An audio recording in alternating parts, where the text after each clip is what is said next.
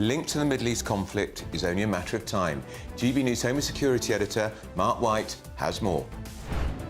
Well, counter-terrorism police are warning the public to be extra vigilant in the run-up to Christmas, a time when, of course, many people are out crowded together, Christmas shopping or attending special festive events. And are you sick of the SNP? A new poll registered its first ever lead for Labour in Scotland's Westminster seat. A top pollster joins us in the studio shortly. And he was a giant of foreign policy. The former US Secretary of State Henry Kissinger has died at the age of 100. Tributes are pouring in from around the world this morning. And the name game. Piers Morgan has identified the alleged royal racist named in Omid Scobie's book Endgame. GB News will not be naming them. This is a decision supported by Tom Tugendhat. Well, look, I respect your decision because I wouldn't be reporting such scuttlebutt either. And the reality is that His Majesty the King, in his first year and a bit of his reign, has been, I think, a brilliant monarch for us and has done us proud.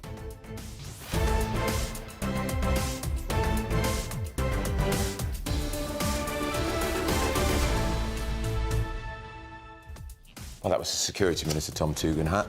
And we're also going to be talking about the jungle. Yeah, a little bit. Nigel Farage, how do you think he's getting on, our very own Nigel? He's having a little bit of a hard time with that Nella Rose character. She did it again to him last night. She accused him of something that, as viewers, we just couldn't see that he'd done anything particularly wrong. gbviews@gbnews.com is the email address. First, though, here's Tatiana Sanchez in the GB Newsroom.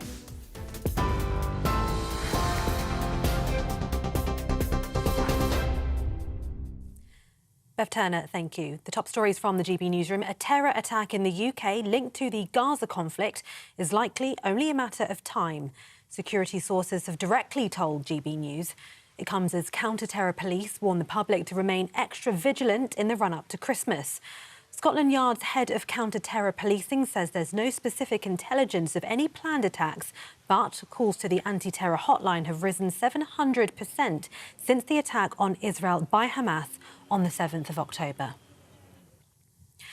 Well, meanwhile, the Israeli military says the ceasefire truce with Hamas terror group will continue for another day. 16 hostages held in Gaza were freed last night on what was thought to be the final day of a two-day extension to the pause in fighting. The latest hostage prisoner swap included an American-Israeli dual national, a Dutch dual citizen and 3 German dual citizens. The Israel Prison Service says it freed 30 Palestinians from Israeli jails under the truce agreement with Hamas. Well, 3 people have been killed and at least 8 injured in a shooting in Jerusalem. The attack happened at a bus stop during rush hour outside the entrance to the capital. Israel ambulance services say 2 of the injured are in a critical condition. Police say that the 2 suspected attackers were neutralised on the spot. Former US Secretary of State Henry Kissinger has died at the age of 100. Kissinger dominated foreign policy under former presidents Richard Nixon and Gerald Ford. He was known for his diplomatic prowess, winning the Nobel Peace Prize for encouraging the Paris peace talks seeking to end the Vietnam War. He died at his home in Connecticut. Former US President George W. Bush has paid tribute, saying he and his wife Laura will miss his wisdom, his charm and his humour. And 16 Just Stop Oil protesters have been arrested following a demonstration outside the Prime Minister's London home. The protest group was calling for a halt on fossil fuel exploration in the UK. Around 18 people gathered outside Rishi Sunak's property, beating pots and pans while carrying placards saying "cop failure equals crop failure." It's not known whether the Prime Minister or his family were inside the home at the time. Number 10 has declined to comment.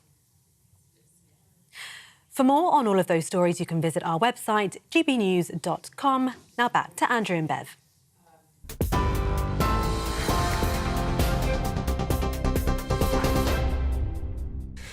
Very good morning. It is 9:35. We've made it to Thursday. Now, the long-awaited evidence from the former Health Secretary, Matt Hancock, will happen today. He's at the COVID inquiry.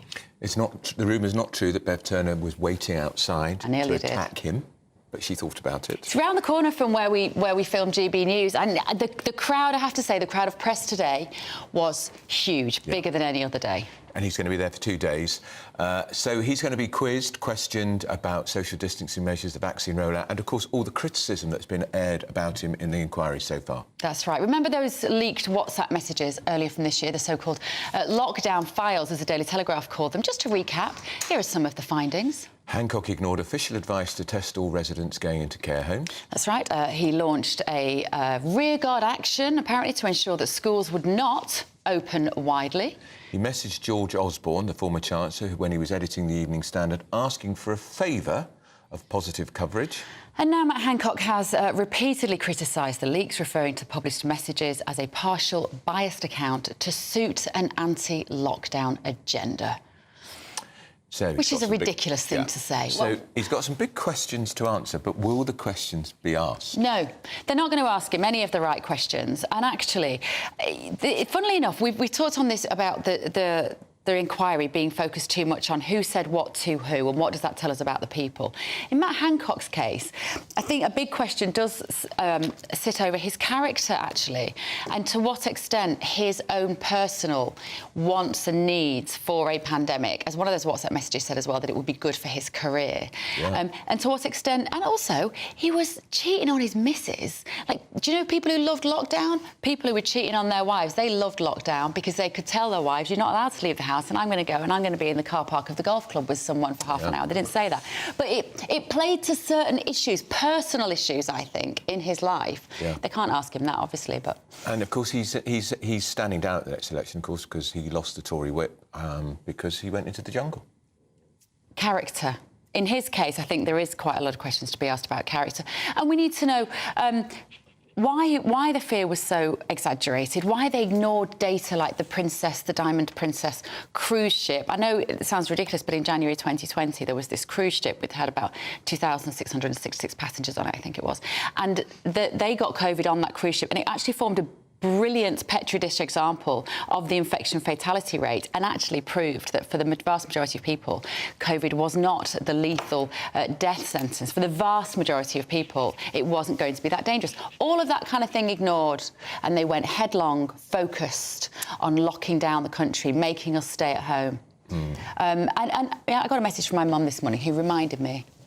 She got a phone call on the 30th of March from her GP to say, if you get COVID, do you want to sign a do not resuscitate order? And she was sitting at the kitchen table having a cup of tea and a cheese sandwich, and she said, and it was so upsetting. Yeah, of course. And that came from his department. Ring anybody, ring the old, ring anybody that's got a pre-existing medical condition, and ask these perfectly well-living people if they want to sign a do not resuscitate order. It's just a complete ripping up of hundreds of years of medical ethics. Disgusting. Well, GB News presenter Pip Thompson is outside the inquiry. Pip, he's arrived, I presume. Sorry, Andrew, I didn't hear your question. Could you just say that again? Yeah, I say, has he arrived yet? Because there's a huge crowd of people waiting to see him. Yeah, he got here, especially early, I think. He was here just after 8 o'clock. So, Bev, if you were heading past, you might well have missed him. And I know from what you said, Bev, you've got so many questions. I should try and slip a piece of paper, shouldn't I, to Baroness Hallett, who's chairing the inquiry. But, yeah, Matt Hancock is up in the next few minutes. Former Health Secretary. I think we last saw him, didn't we, on Celebrity SAS being interrogated. We'll see if this is as taxing for him over the next couple of days. What does seem to be a running theme through this inquiry so far is his overconfidence, if you like, and his optimism. And this is the man who led all those daily press briefings, who was telling us what to do about social distancing, updating us on the vaccine programme and the state of the NHS, and was then forced to resign in 2021 after breaking his own social distancing rules. Now, so far, there have been a number of key witnesses giving their testimony, which has been quite damning of Mr. Hancock. It includes the former NHS Chief Executive, Lord Stevens, who said that Matt Hancock thought he, rather than medical professionals or the public, should decide who should live and who should die. Unfortunately, this horrible dilemma, said Lord Stevens, never crystallised. Also very interesting was what the former Deputy Cabinet Secretary Helen McNamara said, who claimed that Matt Hancock had nuclear levels of overconfidence. And then she recalled, and you'll probably remember this, Andrew and Bev, she recalled this, what she said, jarring incident where she was talking to him about how difficult it must be to be Health Secretary during the pandemic. And Matt Hancock responded by miming playing cricket, saying, "They bowl at me, I knock them away." The most damning testimony so far has come from, as you might expect, Dominic Cummings, who was Boris Johnson's chief advisor. He has alleged that Matt Hancock lied his way through the pandemic and killed people, and dozens of people have seen it. But there has been some defence of Matt Hancock as well. Michael Gove, who gave evidence earlier in the week, he was Minister for the Cabinet Office at the time of the pandemic. He said, "I have a high opinion of Matt Hancock as a minister." Well, this part of the inquiry is looking at the decision making. It will, of course, be looking at the lack of PPE, the number of people who died in care homes, the claims that Matt Hancock made in May 2020 that he'd thrown a protective ring around care homes. Was that really true? Relatives I've been speaking to this morning say that was a figment of his imagination. I'll bring you the very latest here on GB News. The inquiry starts very shortly. OK, thank you so much, Pip Thompson there. Yeah, well, I don't have any confidence that he'll be asked any of the right questions, but let's see what he has to say. Yeah, I might be wrong. And he's there for 2 days.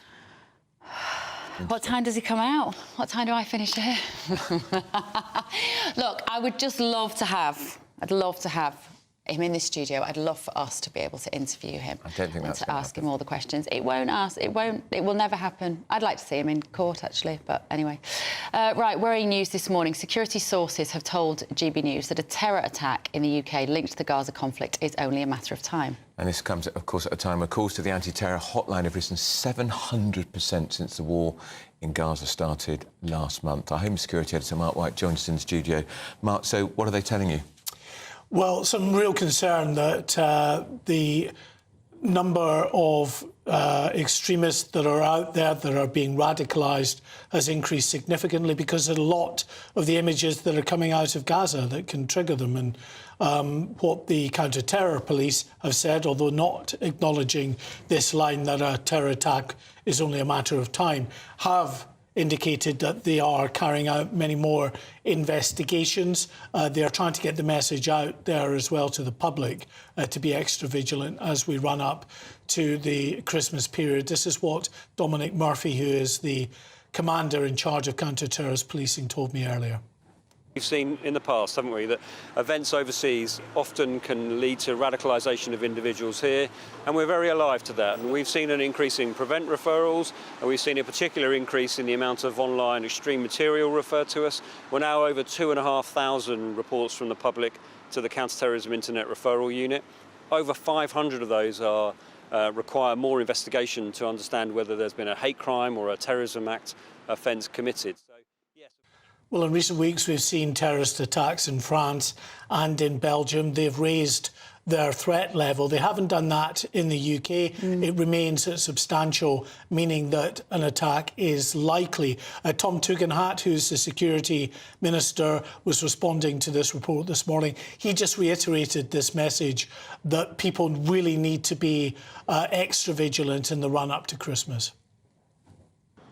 Well, look, the most important thing we do is we stay vigilant, and there's a lot of information out there. Counter-terrorism police put out information, you can go online and find it, about staying vigilant, reporting incidents that you may be concerned about, and making sure that you're aware of the issues that are facing us. But I think the most important thing to do as well is to make sure you stay in touch with the police if you are concerned. And the police are doing a fantastic job at the moment. Well, no, actually, I can't tell you about what our intelligence services are doing, but they're doing an amazing job as well in making sure that we're all safe.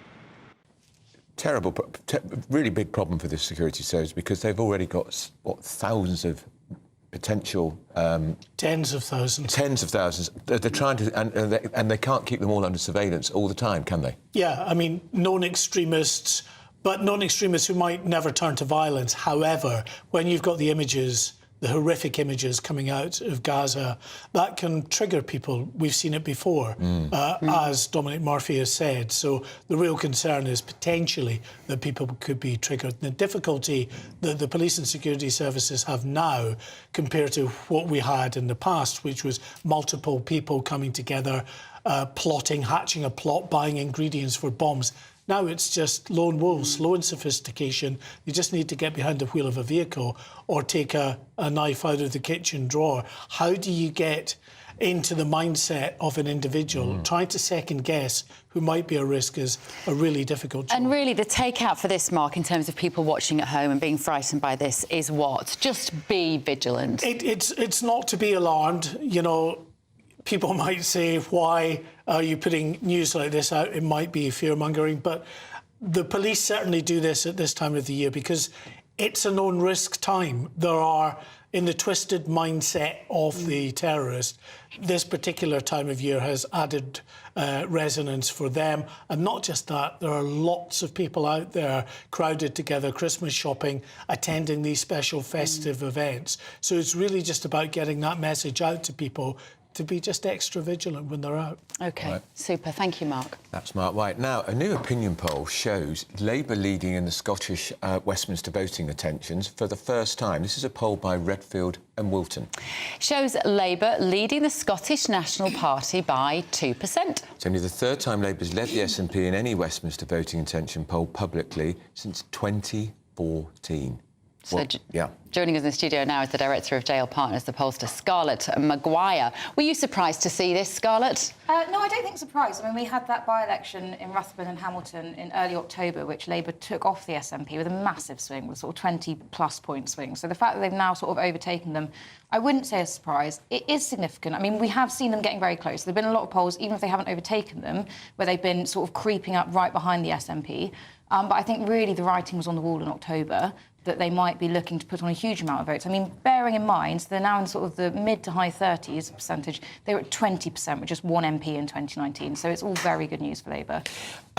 Disastrous for the Conservatives, because with only one MP last time, if Labour regain, gets 30, 40 MPs in Scotland, that's going to make a majority for Keir Starmer even more likely. I mean, I think, you know, at the moment, everything looks quite disastrous for the Conservatives. Right. This is one of many. I mean, I think there was quite a lot of wishful thinking going on, especially over the summer. And I remember talking to a Conservative who said, oh, no, it's fine that Labour's doing much better in Scotland because actually, you know, if the SNP do worse, then we might get a couple more Scottish seats. Now, I don't think that's really the point, because what happens is it just becomes much easier for Keir Starmer to become PM if he can put on 20, maybe 30 MPs in Scotland. And when you say nothing's going well for the Conservatives, they've had so many resets, the Tory conference, the King's speech, changing the position on 2035 to 2030 on net zero. We've had the tax cuts coming in January, but nothing shifted in the polls. No, nothing shifted in the polls. If anything, things look like... I mean, they look like they've got worse since the summer. I thought maybe that sort of 20 points was the maximum damage we might see when it was sort of very static around 15 to 20 in the summer. And now not so sure. And I think having sat in quite a lot of focus groups over the last couple of weeks, I think the thing is about these resets is not only did they fail to move the dial in the Conservative favour, not only did, you know, bringing David Cameron back fail to give them a big bounce in the polls, it's actually been quite damaging, because what the public sees every time they see a reset is a sort of slight desperate flailing around, and actually they're now even less certain of who the Conservatives are and what they stand for. So actually they're a net negative. How much of that negative is attributable to Rishi Sunak himself as the leader?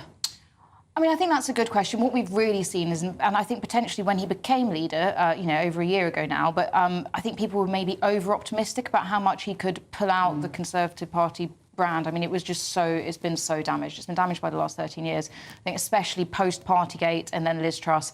And I think there was, again, actually quite a lot of wishful thinking, well, Rishi can pull it back because he's so great. I think what we've now seen over this year is maybe someone could pull it back.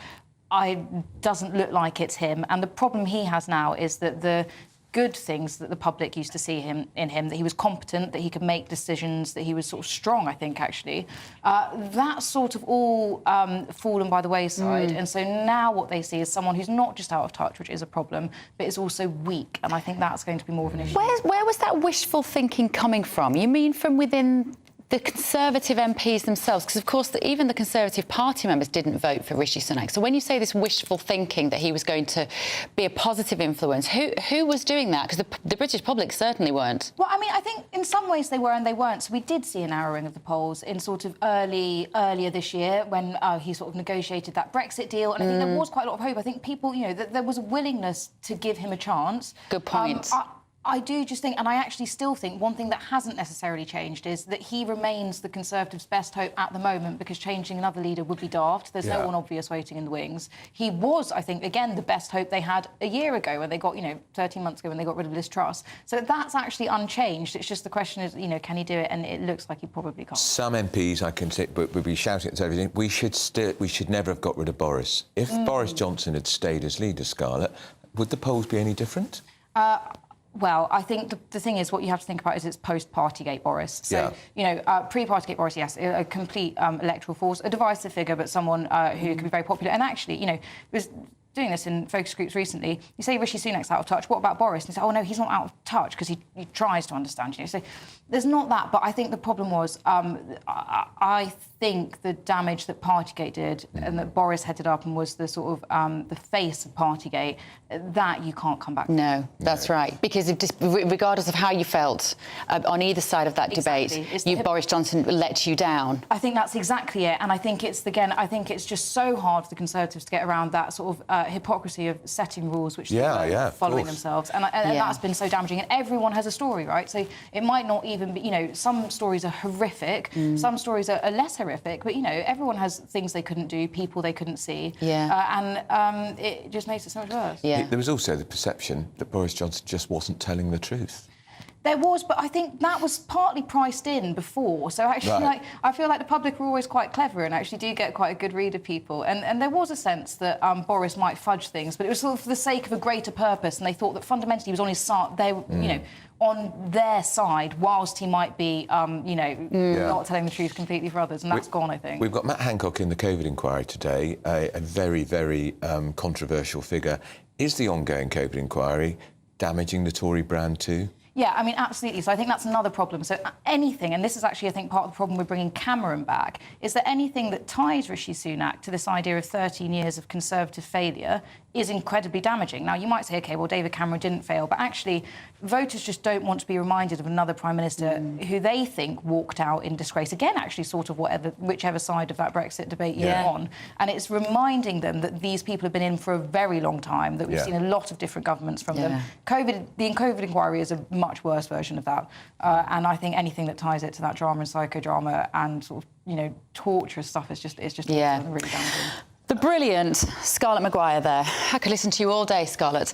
But unfortunately, we have to listen to Matt Hancock for some of it. And also, we're going to be talking to Stanley Johnson, father of Boris Johnson. We want to hear his thoughts on the former Health Secretary facing inquiry today. And let us know your thoughts this morning. GBViews at gbnews.com. The emails are coming in. While we take a quick break, we will have a look at them. This is Britain's Newsroom on GB News, the People's Channel. A brighter outlook with Box Solar, sponsors of weather on GB News.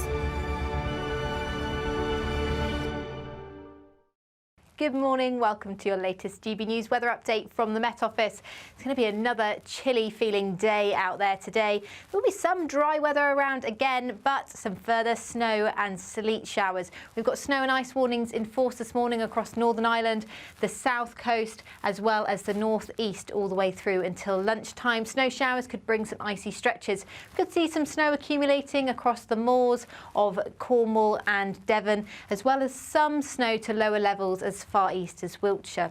It's going to be feeling very chilly despite any sunshine across central areas, only highs of around 4 or 5 degrees and a frost remaining for much of the day across Scotland.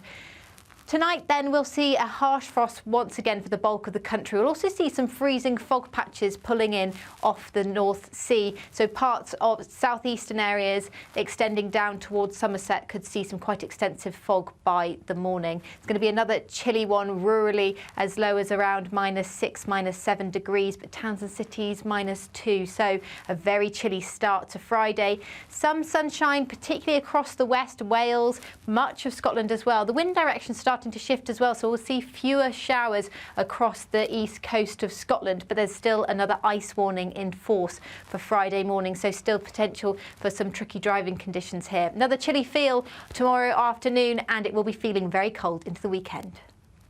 That warm feeling inside from Boxed Boilers, sponsors of weather on GB News. Well, thanks, Annie. Up next, the UN Climate Change Conference COP28 kicks off in Dubai today. Yes, in Dubai. It's already been facing criticism for being held in an oil state. Stanley Johnson, a veteran environmentalist, will have quite a lot to say about that. This is Britain's Newsroom on GB News, the People's Channel.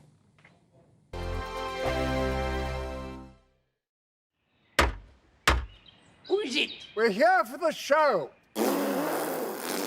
Welcome to the Dinosaur Hour with me, John Cleese. I was married to a therapist. And you survived? I thought we were getting Hugh Laurie. Second best.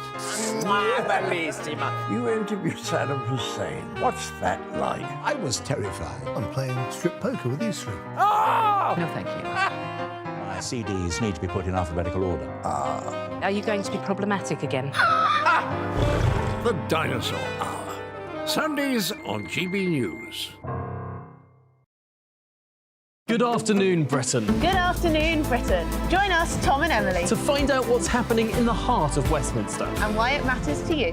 Weekdays from midday, we bring you the most compelling stories from across the United Kingdom. And from your doorstep to our inbox. That's right, we want to hear from you. GB News, Britain's news channel. I think the most exciting bit for me is talking to people. People who I think are ignored often by the major news channels. We're going to give news they want to hear. There's a voice there that needs to be heard. I think there's a chance here for a diversity of opinion to be expressed, which you don't find elsewhere. It's really exciting. We don't hold back. We're free to say how decisions that are taken here affect us all around the country. Only on GB News, the People's Channel, Britain's news channel. I'm Michelle Dewberry, and I'm not here to tell you what to think. I'd much rather hear what you have to say. So send in your opinions to gbviews@gbnews.com. Keep them clean, and you never know, I might read them out. With my panel here on Jubes & Co, we debate, we get stuck into the issues of the day on a show where all views are welcome, especially yours. GB News, the People's Channel, Britain's news channel. In the GB Newsroom, we bring you the news as it happens. With our team of dedicated journalists across the UK, we're ready to give you accurate reporting every day. When the news breaks, we'll be there with bulletins on GB News, the People's Channel, Britain's news channel. Your weekend starts here with Friday Night Live with me, Mark Dolan, 8 till 9 on GB News. Big stories, big guests and big laughs as we get you ready for a cracking weekend. That's Friday Night Live with Mark Dolan. Fridays 8 till 9 on GB News. Bring your own drinks. The admission's free. GB News, unlike other broadcasters, isn't obsessed with the London-Westminster bubble. We think there's a nation beyond the M25, and that's why we talk about the issues that matter across the land. Join me on State of the Nation, 8 to 9 o'clock, Monday to Thursday, on GB News. Daisy's listening, and you should too. Tired of the usual focus-tested, pre-prepared Westminster runaround? Well, so am I. So you want higher taxes? Is your department to blame for this? Are you rethinking this policy? Every Sunday at 9:30, I'll be sitting down with those in power to get the truth about the issues affecting you. Let's be honest, we've known about the cost pressures of this project for years, not months. That's the Camilla Tominey Show, a politics show with personality. On GB News, the People's Channel, Britain's news channel. Hi then, Lee Anderson here. Join me on GB News on my new show, The Real World, every Friday at 7 p.m, where real people get to meet those in power and hold them to account. Every week, we'll be hearing your views from up and down the country in the real world. Join me at 7 on GB News, Britain's news channel.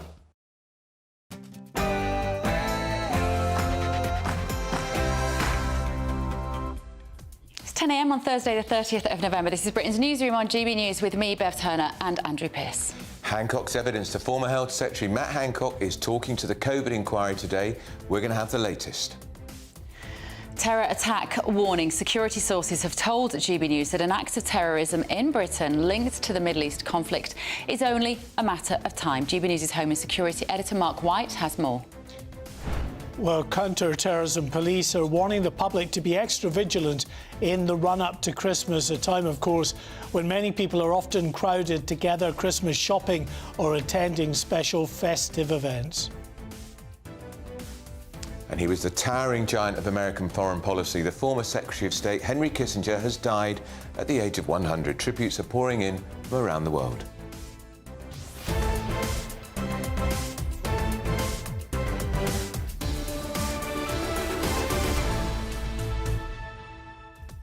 And also, cop that, King Charles. The world's biggest climate conference starts in Dubai, COP28, and King Charles is there. Does he need to be there? Or is he inching too close to politics? Those pictures of polar bears was not actually COP. They were just polar bears. That was not, that was not Dubai, as far as I know. Although they do have a ski slope, an actual snow indoor ski slope in Dubai, where it's often 50 degrees outside. So square that from a climate point of view if you can. gbviews@gbnews.com is the email address. First, though, here is Tatiana Sanchez in the GB Newsroom.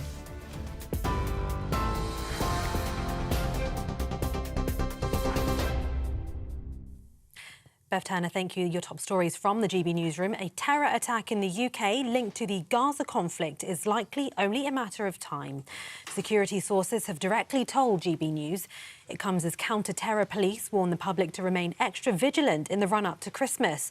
Scotland Yard's head of counter-terror policing says there's no specific intelligence of any planned attacks, but calls to the anti-terror hotline have risen 700% since the conflict in the Middle East began on the 7th of October. Counter-terror commander Dominic Murphy says the Met is prepared in light of the surge in online extreme material being reported. Seen in the past, haven't we, that events overseas often can lead to radicalisation of individuals here, and we're very alive to that. And we've seen an increase in prevent referrals, and we've seen a particular increase in the amount of online extreme material referred to us. We're now over 2,500 reports from the public to the Counter-Terrorism Internet Referral Unit. Over 500 of those are require more investigation to understand whether there's been a hate crime or a terrorism act offence committed. Breaking news this hour, Boris Johnson will give evidence at the COVID inquiry next week. Former Health Secretary Matt Hancock is testifying today. Mr Hancock played a key role in the UK's pandemic response. He's expected to respond to various witnesses expressing their concern about his approach, including the country's most senior civil servant at the time, Lord Sidwell, who testified he wanted to sack him. The Israeli military says the ceasefire truce with Hamas will continue for another day. 16 hostages held in Gaza were freed last night on what was thought to be the final day of a two-day extension to the pause in fighting.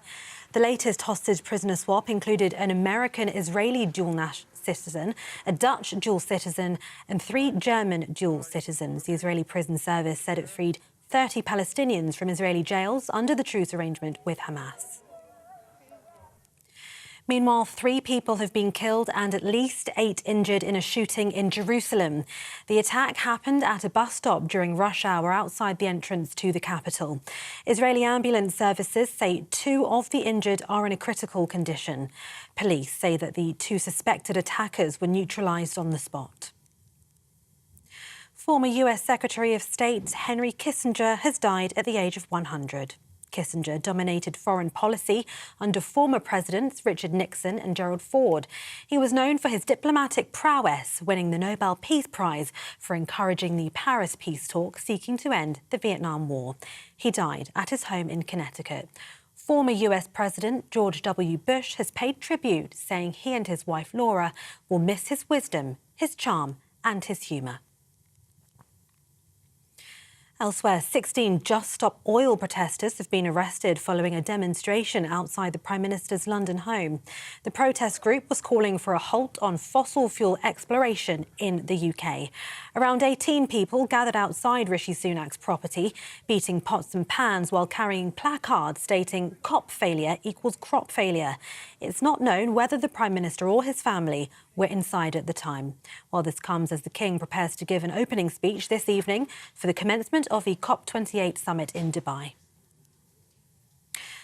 A world-first online fraud charter is being launched today to tackle online scams.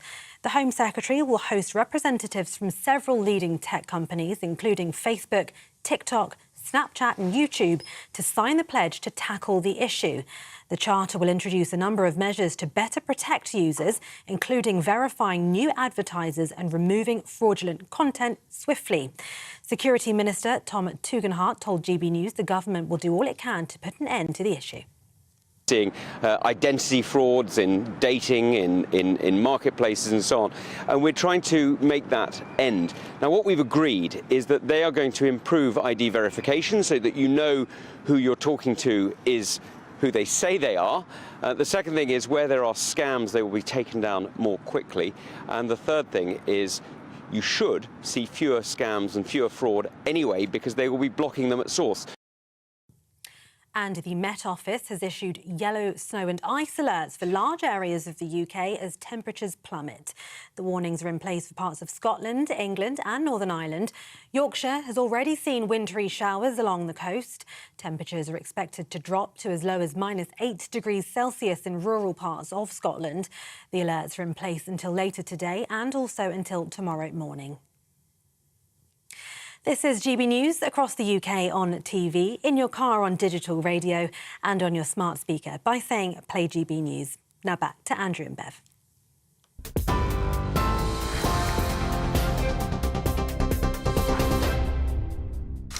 Very good morning, it's 10:06. This is Bev and Andrew with you until midday. You've been getting in touch at home. Have you got any good ones there? Yeah, a good one on the Tories because of that poll saying the Labour are overtaking the SNP in Scotland, which is very bad news for the Tories for the general election. Edwin says the only way the Conservatives can save themselves is to make Nigel Farage the leader. Nothing else will work.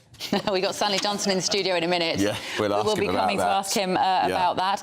And on the COVID inquiry, Matt Hancock is going to be there today. Jacqueline has said this inquiry is a total waste of time and money. All the evidence is viewed through the lens of hindsight. Relatives will still be dead. Nothing could have prepared for the pandemic, and seeking scapegoats is pointless. Hindsight is what you need in an inquiry. You can't have, obviously, everything is dependent on what happened in the past. We can't exist without that. Relatives will still be dead, but I would say yes, and that's sad and that's awful, and we have questions about treatments that were or were not offered for COVID. But also, nothing could have prepared for the pandemic. Well, we did have a pandemic preparedness plan. It just got ripped up and ignored. It did. It did. Right.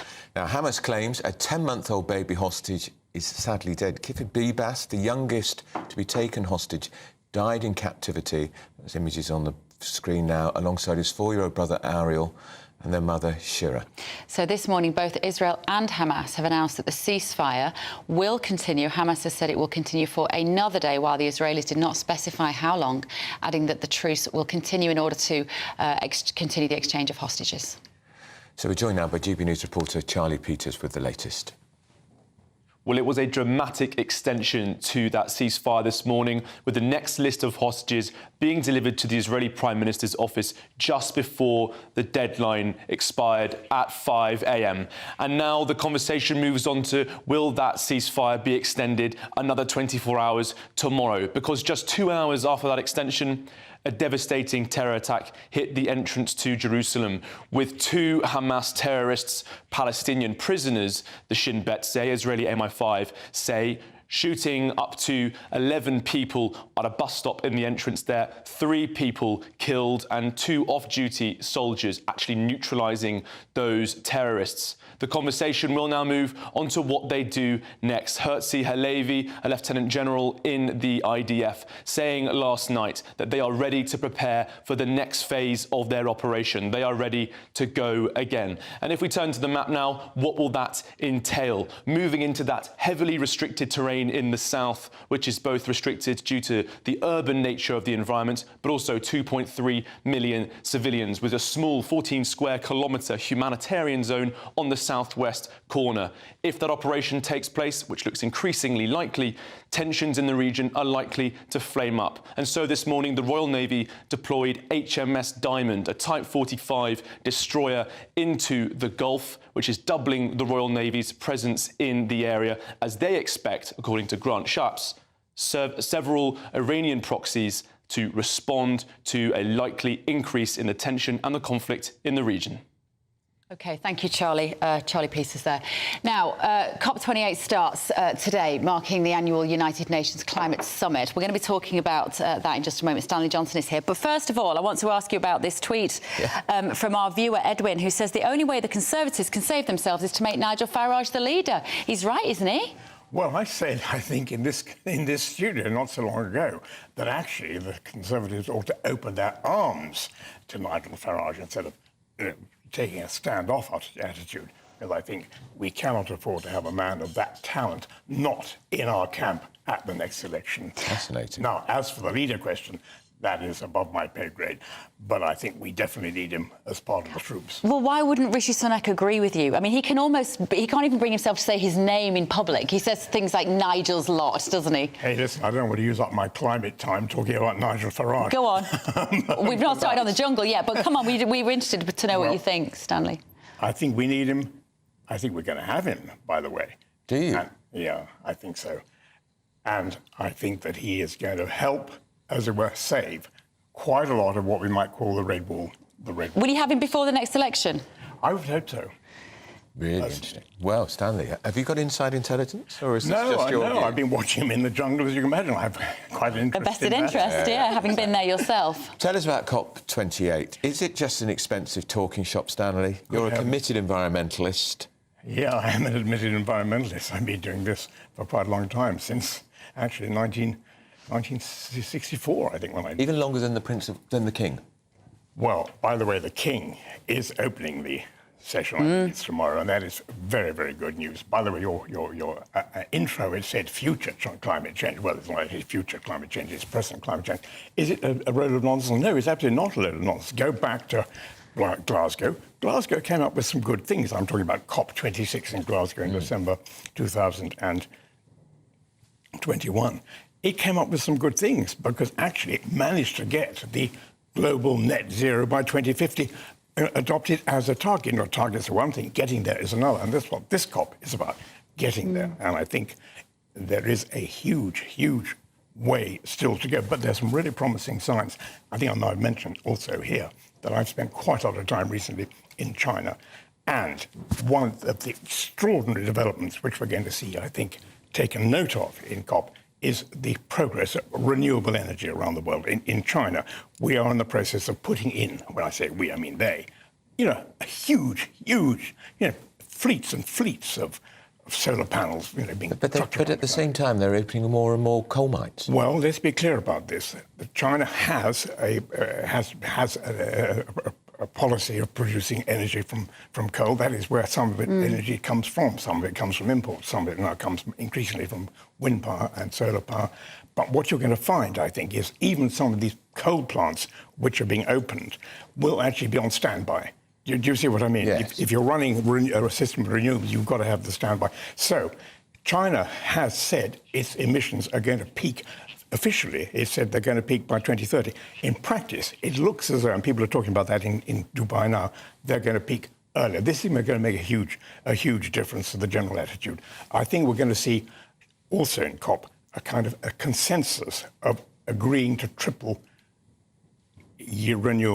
renewable energy. And that, of course, is going to take the pressure off the oil and the gas and the others, because the more and more you get from your renewable energy sources, that has a price effect on coal and gas and so on. It also has a price effect on our viewers and listeners, Stanley, because it's expensive.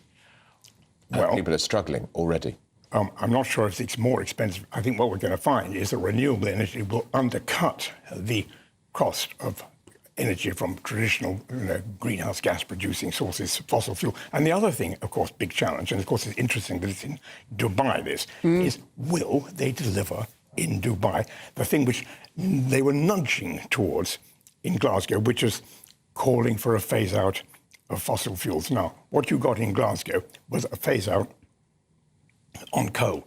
What they're trying to get in Dubai is an agreement, a world agreement, to phase out in a timetable to be determined fossil fuels. It has to come. Whether it'll come in Dubai is another matter. Are you Are you comfortable with it being held in Dubai? I mean, I remember being in Dubai on holiday and it was 50 degrees outside, Stanley, and there was an indoor snow ski slope which was being generated clearly not by solar power. Like, they have complete disregard, it seems, to how much power they use, they generate, they're building, they take swathes of land out of the ocean in terms of even just an environmental perspective, not necessarily climate change, but on their environmental record, they're diabolical. Well, you've got two different aspects to cover here. First, you've got to have the UAE's own domestic environmental climate change policy. B, you've got to deal with how are they managing this exercise of being president of COP. I think it's going to work. The COP kind of rotates around the world. I think we've had like 40 COPs since it started. We've had already one in that region. They will realise, they have realised that they are part of the problem, but they're also part of the solution. And bear in mind that they are in that blessed part of the world where the sun shines. And we are going to find, and I'm going to repeating myself here, that actually the renewable part of the even UAE energy production is going to increase more and more. I'm talking terawatts here. Yeah. Well, we'll see what comes out of COP anyway. We're keeping a very cynical eye on it, aren't we? We are. Hey, we've got to ask you about Matt Hancock today, giving evidence of the COVID inquiry. It's very significant. He was part of the Quad, resigned from the cabinet for breaking his own lockdown rules. What should they be asking him today, Stanley? Well, it's funny you should ask about Matt Hancock. I was one of the few people. Everything goes back to the jungle, doesn't it? I was one of the few people who actually said he did pretty well in the jungle. Yeah. You know, I was in a pretty minority. I thought he was fantastic in the jungle. Now, on the COVID, I'm very, very struck by the way this inquiry. I don't mean to sort of throw, nasturtiums anywhere, but why isn't this inquiry actually concentrating on the main issue, which is were we or weren't we right? To lock down. Yes, quite. That has to be the only thing we're really interested in this, not the minutiae. Who said F? Absolutely right, Stanley. Do you think your son agrees with you? I think he probably does. I think he will, as it were, defend, but it's not up. I think he'll probably defend it here as a GB News. Yeah, well, he'll be next week. I'd love to ask him. I think. Well, I very much hope so. The answer is, if I were Boris, which I'm obviously not, I would say I'm perfectly ready to have the inquiry to look at the decisions I took vis-a-vis lockdown. Now, in retrospect, I think Boris would also accept that actually, maybe, we all rushed to lockdown too quickly. Yes. And yet every question at this COVID inquiry seems to be predicated on the notion, why didn't you lock down sooner? Why didn't you close the borders? Why didn't you do more faster sooner? And at the time, let's remember, the Labour Party were also calling for that. The pressure was immense. I know, and that, of course, is as it were, quote-unquote, the fault of a political democratic system.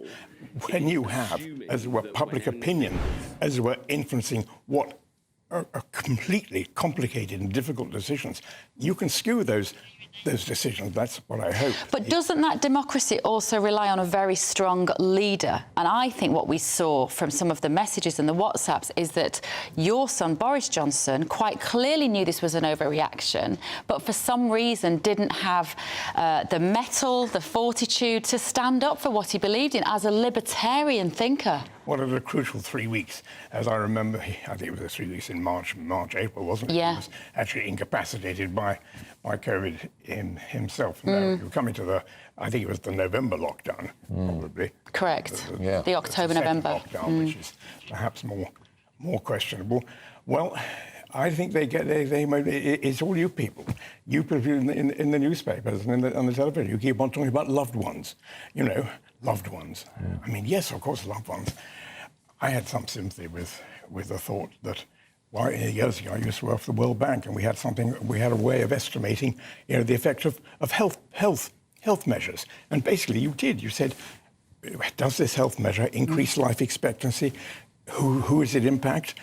there was some hard economic calculation. I think they probably weren't made. There was no economic test done, from what we know, and that's Rishi Sunak, when he gives evidence, Stan, he's got to have to be pressed on that. Why didn't he insist on it? They should have been some... But it's hard. But I think there was, if you remember, there was a cost-benefit analysis done. We've never seen it. Well, we've never seen it. No, and people don't like the idea that you can measure the value of human life. Now, for my money... We can. The life of a baby, which has a whole 48 years, 56 years ahead of it, is actually worth somewhat more than the life of an old person as old as me. For heaven's sake, it's completely irrelevant if I snuff things out tomorrow. But it was considered to be such a kind of heretic thing to say. Like, you couldn't say that. No. 2022. The phrase I heard all the time is, you can't say that. I know. You can't say that. When I questioned having schools stay open for the sake of children. And Hancock was... I mean, some of the officials saying the politicians were trying to decide who should live and who should die. Well, Hancock's half hour of fame will come, and we'll see what he says. Yeah. We must ask you one last question on the jungle. Are you going to vote for anybody in the jungle, Stanley? You were in the jungle memorably. He's going to vote for him to be Conservative leader by all accounts.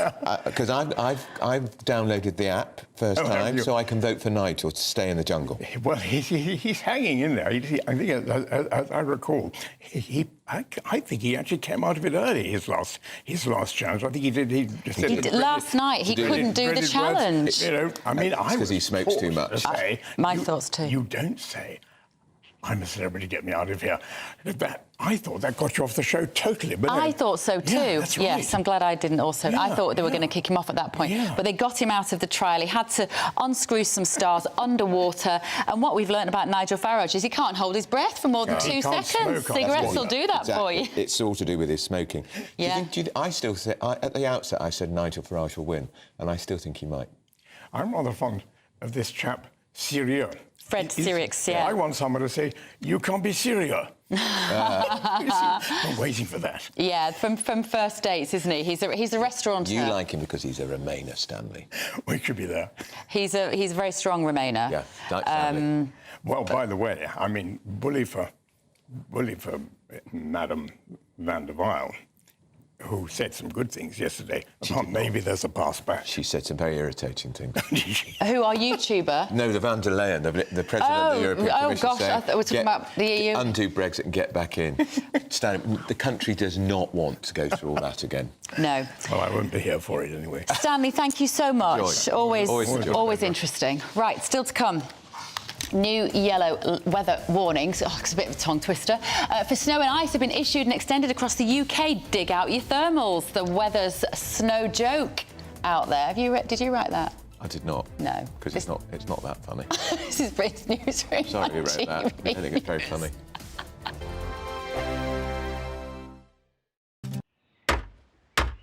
Who is it? We're here for the show. Welcome to the Dinosaur Hour with me, John Cleese. I was married to a therapist. And you survived? I thought we were getting Hugh Laurie. Second best. You interviewed Saddam Hussein. What's that like? I was terrified. I'm playing strip poker with these three. Ah! No, thank you. My CDs need to be put in alphabetical order. Are you going to be problematic again? The Dinosaur Hour. Sundays on GB News.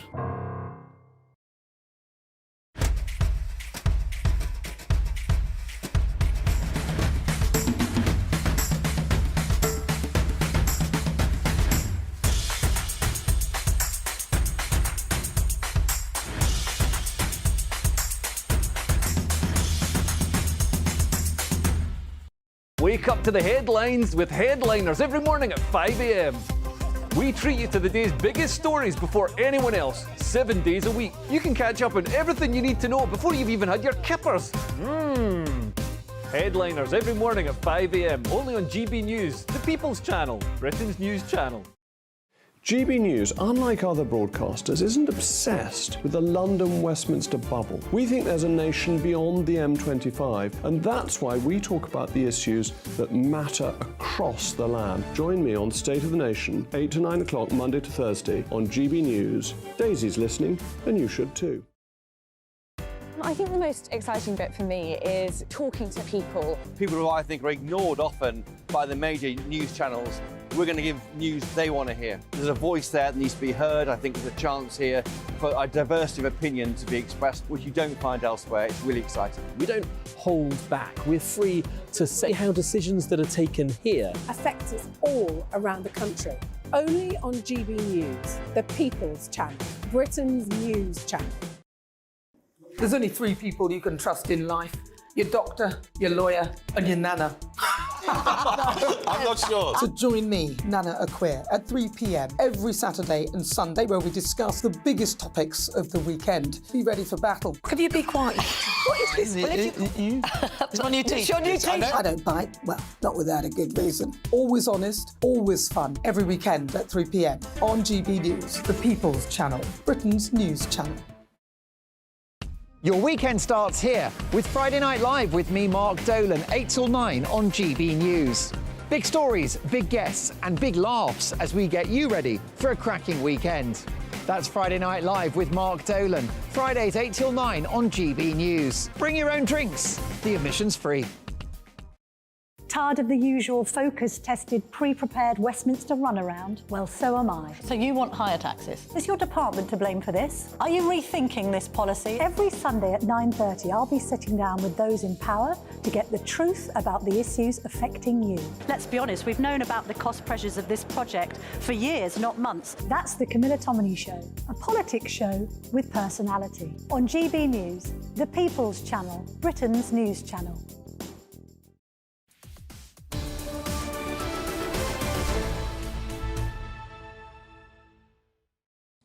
And it's 10:26 with Britain's Newsroom on GB News with Andrew Pearce and Bev Turner. We've got new yellow weather warnings for snow and ice.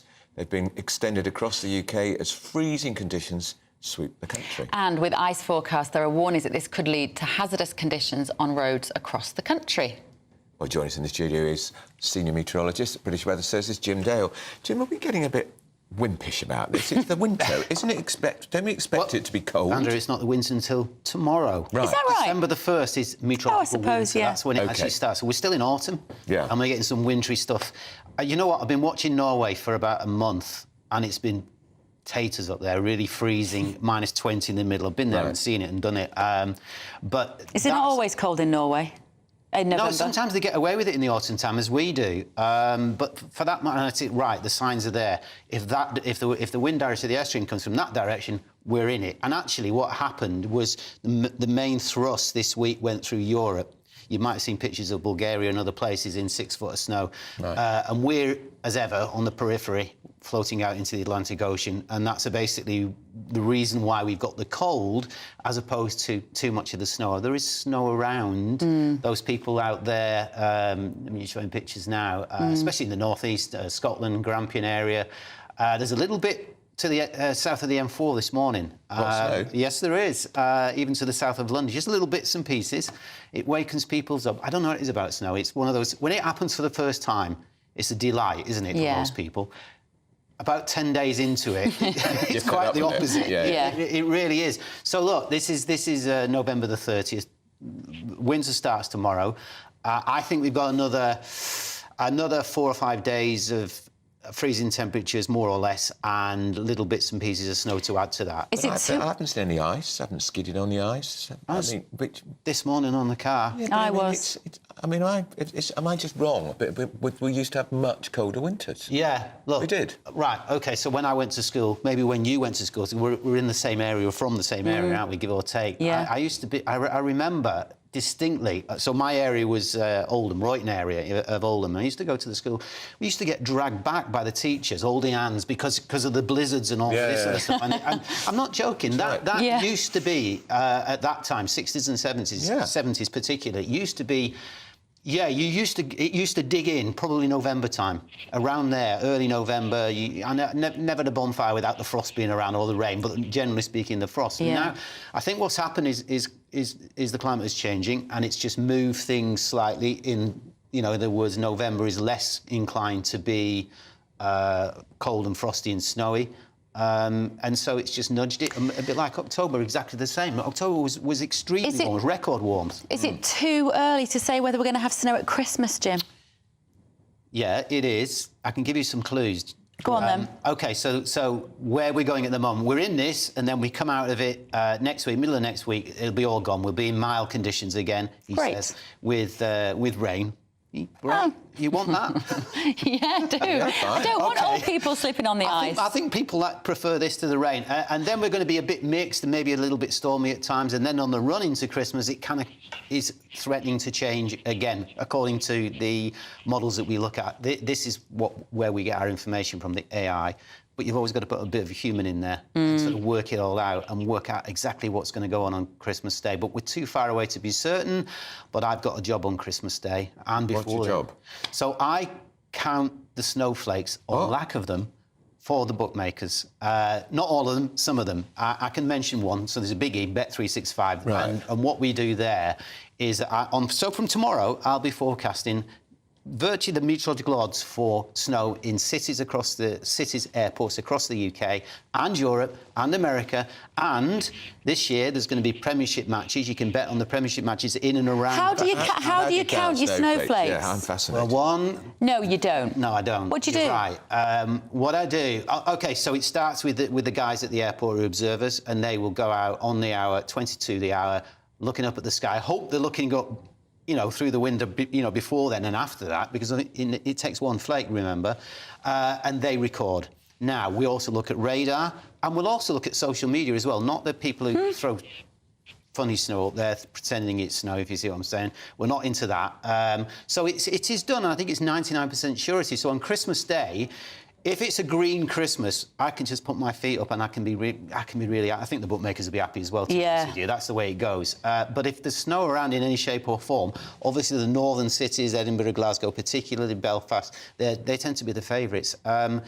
Yeah, it's a different kettle of fish. I've got to be on my mettle. I might even be on here reporting it. So is it worth us putting a bet on then, Jim, do you think, of having a white Christmas? You mean tomorrow when it all starts? Yeah, can you give me a bit of inside information? Do you know what? I would keep my money in my pocket. And do you know what I'll do? I'll send you a text and I'll say, get on it, Bev, come on. Yeah, would you? Excellent. Is that called insider trading or something? I would be in trouble for that. I can't put a bet on now, we've ruined it. Oh, I'm an idiot. Now, still to come, overwhelmingly white. That's how a BBC 5 Live presenter described the working environment at the BBC. That and much, much more after your morning's news with Tatiana.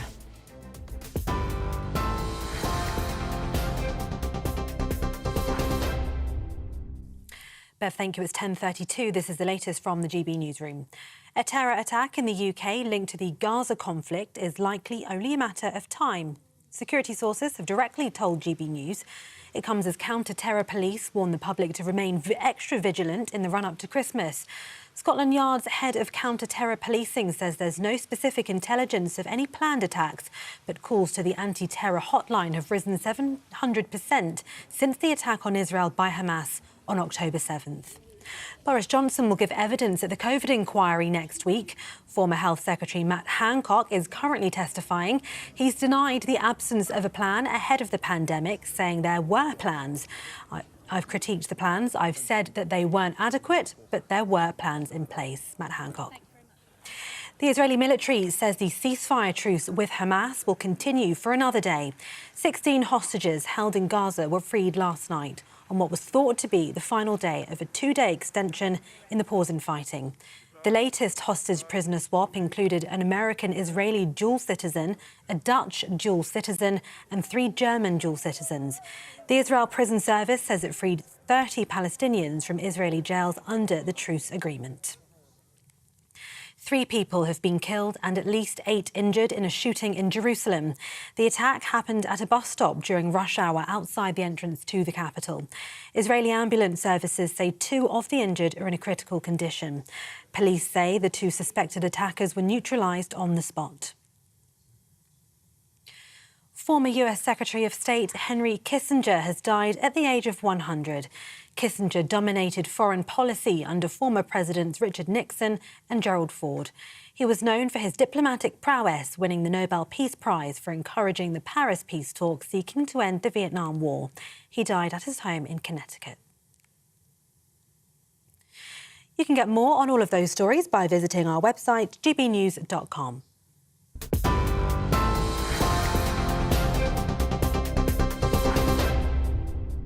For stunning gold and silver coins you'll always value, Rosland Gold proudly sponsors the GB News Financial Report. Here's a quick snapshot of today's markets. The pound will buy you $1.2645 and €1.1579. The price of gold is £1,612 and 69 pence per ounce, and the FTSE 100 is at 7,456 points. Rosland Gold proudly sponsors the GB News Financial Report. Still to come, did you watch I'm a Celebrity last night? Well, Nigel didn't do very well in the underwater challenge. It'd be terribly, actually. We'll bring you all the latest and let you know what happened. I think it's because he smokes. I do. And he doesn't like water. He said he's frightened of water. This is Britain's Newsroom on GB News. Don't go anywhere.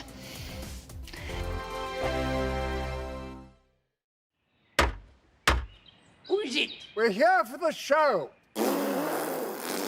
Welcome to the Dinosaur Hour with me, John Cleese. I was married to a therapist. And you survived? I thought we were getting Hugh Laurie. Second best. You interviewed Saddam Hussein. What's that like? I was terrified. I'm playing strip poker with these three. Oh! No, thank you. My CDs need to be put in alphabetical order. Are you going to be problematic again? The Dinosaur Hour. Sundays on GB News. Good afternoon, Britain. Good afternoon, Britain. Join us, Tom and Emily, To find out what's happening in the heart of Westminster. and why it matters to you.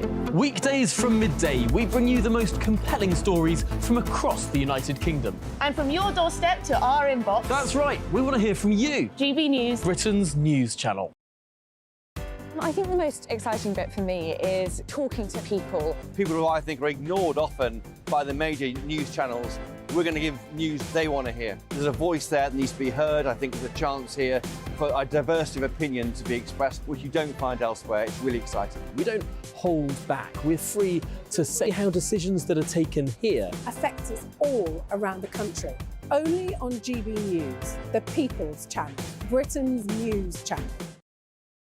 I'm Michelle Dewberry, and I'm not here to tell you what to think. I'd much rather hear what you have to say. So send in your opinions to gbviews@gbnews.com. Keep them clean, and you never know, I might read them out. With my panel here on Jubes & Co, we debate, we get stuck into the issues of the day on a show where all views are welcome, especially yours. GB News, the People's Channel, Britain's news channel. In the GB Newsroom, we bring you the news as it happens. With our team of dedicated journalists across the UK, we're ready to give you accurate reporting every day. When the news breaks, we'll be there with bulletins on GB News, the People's Channel, Britain's news channel. Your weekend starts here with Friday Night Live with me, Mark Dolan, 8 till 9 on GB News. Big stories, big guests and big laughs as we get you ready for a cracking weekend. That's Friday Night Live with Mark Dolan. Fridays 8 till 9 on GB News. Bring your own drinks. The admission's free. GB News, unlike other broadcasters, isn't obsessed with the London-Westminster bubble. We think there's a nation beyond the M25, and that's why we talk about the issues that matter across the land. Join me on State of the Nation, 8 to 9 o'clock, Monday to Thursday, on GB News. Daisy's listening, and you should too. Tired of the usual focus-tested, pre-prepared Westminster runaround? Well, so am I. So you want higher taxes? Is your department to blame for this? Are you rethinking this policy? Every Sunday at 9:30, I'll be sitting down with those in power to get the truth about the issues affecting you. Let's be honest, we've known about the cost pressures of this project for years, not months. That's the Camilla Tominey Show, a politics show with personality. On GB News, the People's Channel, Britain's news channel.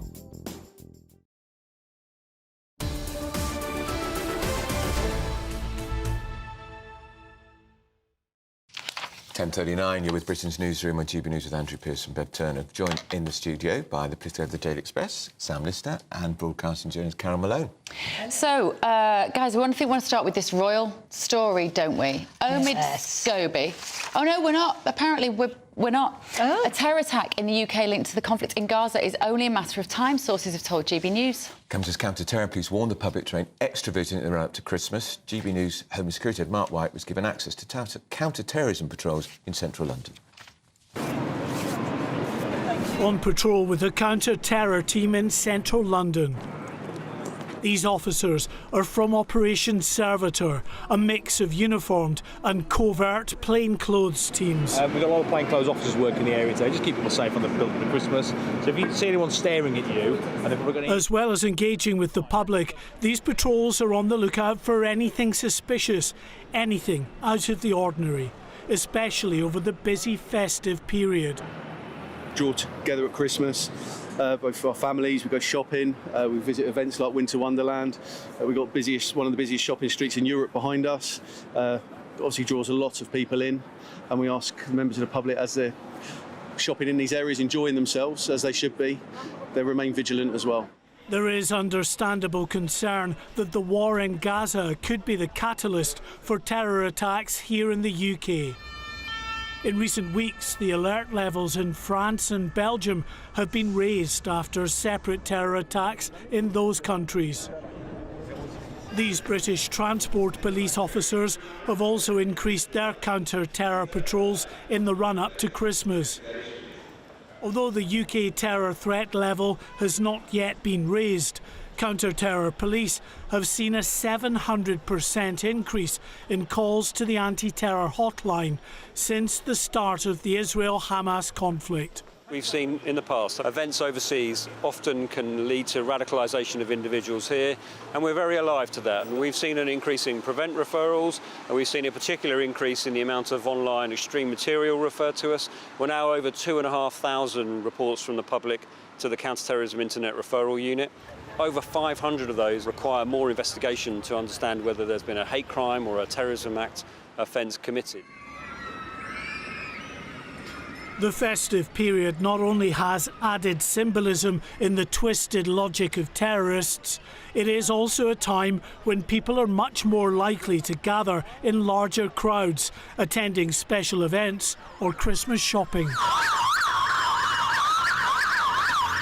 And lone wolf attacks, or those of lower sophistication, can be just as deadly and require little in the way of planning. Well, sadly, it may only be a matter of time before we have a terrorist incident within the UK. We've seen them across Europe, and of course with the tensions in the Middle East, that's something that really could cause problems within the UK as well. People are getting radicalised, there's no doubt about that. The police have been informed that people are becoming radicalised. They don't need training in order to get into a car or use a knife, so it's a real concern for policing across the UK. The police and security services are closely monitoring known extremists. But whether they're known or unknown, the longer the war in Gaza rumbles on, the greater the risk that the radicalised turn to violence. Mark White, GB News. Thank you, Mark. So, Carol Malone and Sam Lister are here in the studio with us, we're delighted to say. And let's talk about this Omid Scobie book, Sam. Do we have to? We have to, yeah. No, we do. So, yesterday, it was revealed that a Dutch version of the book names the people who are accused of saying racist things. And it's all kind of blown up into a bit of a mess. There was a presenter on British TV named who these accused are. What do you make of it? I mean, where do we go with this story now? It sounds like, well, cock-up rather than conspiracy, I would say. But the Dutch publisher is a small operation. Yeah. It apparently has been given a draft, hasn't taken out the names. It seems like everybody else in the world who's published it was given legal advice to withdraw these names. The Dutch publisher didn't seem to get the memo, has gone ahead and published it and is now having to pulp all these books. But obviously, I mean, the British press have taken the view that it's not right to name the people involved because they've not been given the right to have their say about this. They've not been given their side of the story. It then smears them forever, doesn't it, once those names are out there?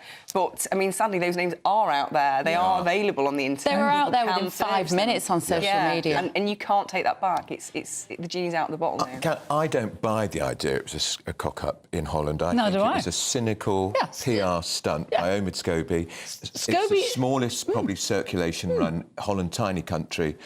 This isn't happening in America. Scobie has said he didn't put it in any version of the book. Well, how did he get it? So my question is, how on earth is he suggesting the publishers put it in there? Sure. Is he suggesting a translator put it in there? Because all of which is abject nonsense. Of course they didn't. I'm pretty sure he wanted them out, and I'm pretty sure Meghan and Harry wanted them out as well. You know, the thing about this book is, it's become, you know, there's nothing new in this book. There's nothing revelatory. There's nothing that we didn't already know. All it is, it's a spite tome. It's something that, because Meghan and Harry are a laughingstock in the States currently because of their constant whinging and moaning, they can't write the book quite right. And so there's another book being written that airs all their same old moans again. And it is interesting that the book is full of everything, their pet peeves, I think. Jan Moyer refers to it in the Mail today as Harry and Meghan's pet peeves. It's interesting. It's all the same things regurgitated. And yet this bloke is a horrible little lick-spittle peacock of a man who, he wonders why he's not taken seriously. He says he's struggling to be taken seriously. Well, because nobody does take him seriously, because he's a mouthpiece for two people who hate the royal family. Yeah. But you know what I think? You know, Sam mentioned that the royal family haven't had their say. This is, I think, their mistake now. I think they should come out and denounce this book, because if they don't, it looks like they're not disagreeing with what's in it. And you know, whereas I can see why they didn't come out against Harry, because Charles might not have wanted to.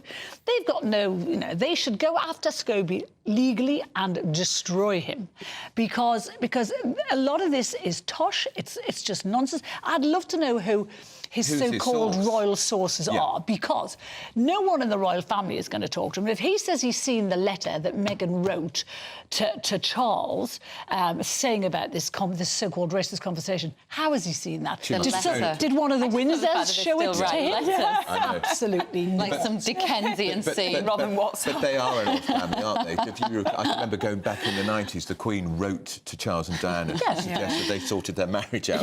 Saying, come and have a chat to Mummy. And, but I think Carol's got a point, isn't she? Should the royals, because they never complain. I think that's right, though. I do, and I think you retain. You only retain the mystery and dignity if you. No, you don't. If you start going down that game of, you know, fighting dirty with these people, you are reducing yourselves to the same level. Do you? Are you? If you say to Omid Scobie, "I'm going to sue you," prove what you're saying is true. Prove it, which he can't, because he will drop the person in it who told him about it. So he can't do it. And I just think they have to. It's almost like someone, you know, chucking a bucket of horse manure over your head, and this is the royals having the horse manure, and them saying, "Thanks very much for that," and not arguing. You know, what would the Queen do? Exactly. No. What would the Queen do? The Queen would say, I am not engaging with this strange little man with his thick black eyebrows, and she may not use that exact terminology, clearly. She might not be bothered what he looks like. But this funny little attention-seeking, prissy little... Yes, and you think about he is a scumbag. Do you know what? I met him a few years ago. I presented a royal show with him. Well, he hated me on sight because I was being critical of the royals, and I was never on that show again, funny enough, because he made sure of it. But he was and that's when I thought, what a horrible little peacock of a man you are. I mean, his face is like it's a sight to behold. Those eyebrows all have got life of. He's done a Michael Jackson. Well, he's done a bit more. Completely. Apparently, he went to Turkey and came back different. Yeah. They need to rise above it. Yeah, you give him legitimacy if you engage with him, and I think the late Queen, over her reign, all of the things that were thrown at her. I mean, it's over those 7 decades of service, there were enormous amounts of horrible things that were thrown at her, and she stuck to the never explained. But to be fair, Sam, and it worked for her. She never had this kind of stuff thrown at her. You know, all the stuff about Diana. But all I mean, that of was the criticism that is almost like she had blood on her hands and Diana died. The one up, so Meghan and Harry come out of it bathed in glorious light. Of course, how funny. And the Queen isn't criticised either, because Harry and Meghan know that would backfire on them. Of course. Because they've dictated this. But, you know, the two people who we obviously can't name who had this so-called racist conversation, you know, Nana Aquas has done a great piece in the Mail today, GBNews' Nana, saying, you know, it's not racist to talk about race. And it's pretty obvious that it wasn't just the royal family who were talking about the colour, the skin tone that Archie might be. Everyone in the country was. We were all doing it, including people of colour. I mean, I don't know how many people of colour have to come out and say it's not racist to talk about what a mixed race baby might look like. It isn't. And yet...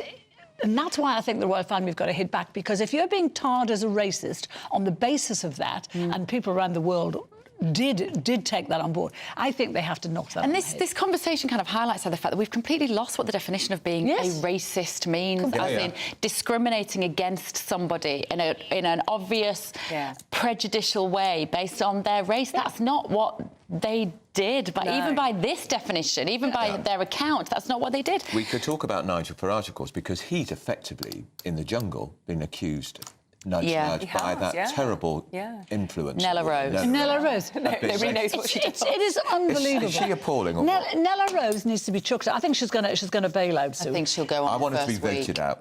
No, because they're having too much fun punishing her, the public. This is why I love the British public, because she was behaving like an idiot in the first 2 days, and they're doing for her now.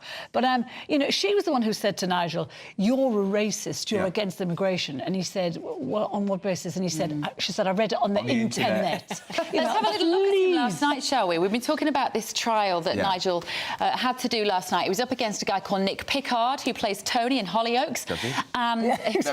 Exactly. And they had to go in these tanks of water and with individual screwdrivers find the screwdriver that fitted the stars, take off the stars, and then put the star in their little bag, and then a meal for camp with every single star. And in the tank there were hideous things, massive water snakes and little crocodiles. Here we go. Gross. Down he goes.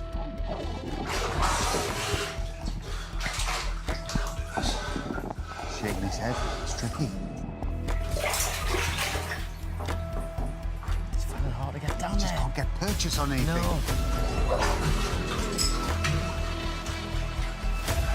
Maybe use the rungs of the ladder to help you down. Down, Nige.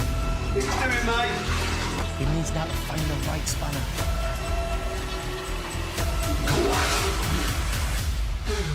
That was better though, Nige. Go on, keep going. He was really struggling. He couldn't hold his breath there. I mean, it's horrible claustrophobia as well. He's a big smoker, and it's worrying because he didn't have his head under the water for that long there. So if he's struggling, it was on about that, 2 seconds. I mean, that's really not good. But you know what? He's done well for the camp so far, actually. I mean, I know he gets a lot of flack, but some of the really horrible trials he's done, and actually, he's got food. That won't do him any harm with the public because he was breezing the other trials he did. It didn't affect him, and I think there's some sympathy for him there. I couldn't believe that he did that really horrible one where he was downing pints of really disgusting liquidised anus. And then he gets into the water tank. Which is the nice really one. Yeah, I just thought of all the ones I would have chosen that one. But anyway, he has done very well so far. Yeah. He has shown, you know, he's earned lots of food for the camp, so I think they will forgive him. And what do you think of... she has been picking on him. As has Fred, Sirius, Celebrity Dates guy. I can't remember. Do you remember when Hancock was in the jungle a year ago? He did much better than expected because there was people thought he was being bullied by horrible boy George and others. And I think there's an element of bullying of Nigel.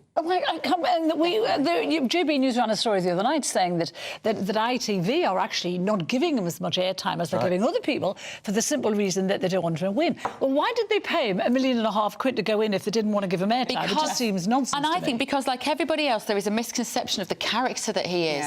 Because he's been so characterised and misrepresented in the press for so many years as being this evil guy. And that when you realise he's a nice bloke, he's amiable, he's intelligent. Compassionate, he's upbeat, he's positive, he gets on with things, and people like that. And actually, they don't like all the whinging, and they don't like all the crying. There's so much crying. You don't get any tears from Sam and I were talking outside. I think this would be the end of I'm a Celebrity because what it's proven is that, because there's talk of a lot of them walking out, it's gone woke. A lot of people in there are woke, and they don't want to do the trials because of their mental health and because they're upset. I just think it can't go on as the show was. You're absolutely right, because what they're doing is, I don't know what they're frightened of, but 2 of the campmates have left now, Grace Dent and whinging. Spears last night, but they haven't shown them leaving. They haven't shown the emotional breakdown. They've just said, Ant and Dec just say, Jamie Lee Spears has left on medical grounds, and that's it. Like, well, where's your storyline? That used to... So, you're right, they have Grace gone woke. left on... Right, we've got to go, guys. COP28 is kicking off today. We're all very excited about that. I wonder how much damage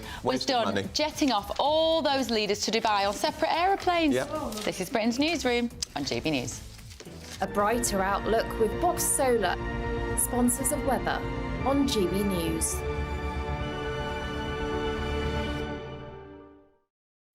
Hello, welcome to your latest GB News weather update from the Met Office. It'll be a dry day with quite a lot of sunshine around for many of us, but it will feel very cold once again, and we'll also see some further sleet and snow falling. There's been some snow through the morning across parts of Devon and Cornwall as a result of this weather front bumping into the colder air. We'll continue to see some snow flurries falling to lower levels, but much of the snow will only accumulate over the high ground of Dartmoor and Bodmin Moor, for example, through the rest of the day. Across the northeast, snow showers will continue to move inland across parts of northeast England and southeast Scotland. We'll also see some icy stretches across parts of Northern Ireland as well. Another chilly feeling day, but some sunshine to be had for many central and western areas. Tonight, the rain will clear to the south, so that it'll be a much drier night, and the cloud will clear to leave clear spells across much of the UK. So another cold and frosty one. We could see some freezing fog arriving into southeastern areas, as well as snow showers still clipping eastern, northeastern areas. So for another risk of snow and ice, with another warning in force for Friday morning. So take care if you are travelling tomorrow morning in these areas. The freezing fog could be quite slow to clear tomorrow morning as well, so it could be rather murky for central and eastern areas. Further west, though, another dry and sunny day. Some showers still moving in across the north and east, but it will be feeling very chilly once again. Bye-bye. That warm feeling inside from Boxed Boilers, sponsors of weather on GB News. Well, still to come, the former Health Secretary Matt Hancock is in giving evidence at that COVID inquiry. We're going to bring you the latest. We hope he's being grilled and not lightly flambéed.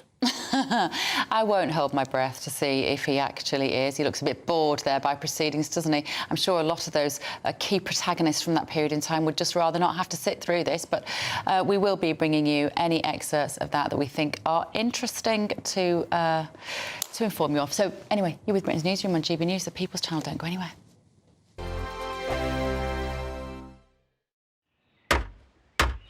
Who is it? We're here for the show. Welcome to the Dinosaur Hour with me, John Cleese. I was married to a therapist. And you survived? I thought we were getting Hugh Laurie. Second best. You interviewed Saddam Hussein. What's that like? I was terrified. I'm playing strip poker with these three. Oh! No, thank you. My CDs need to be put in alphabetical order. Are you going to be problematic again? The Dinosaur Hour. Sundays on GB News.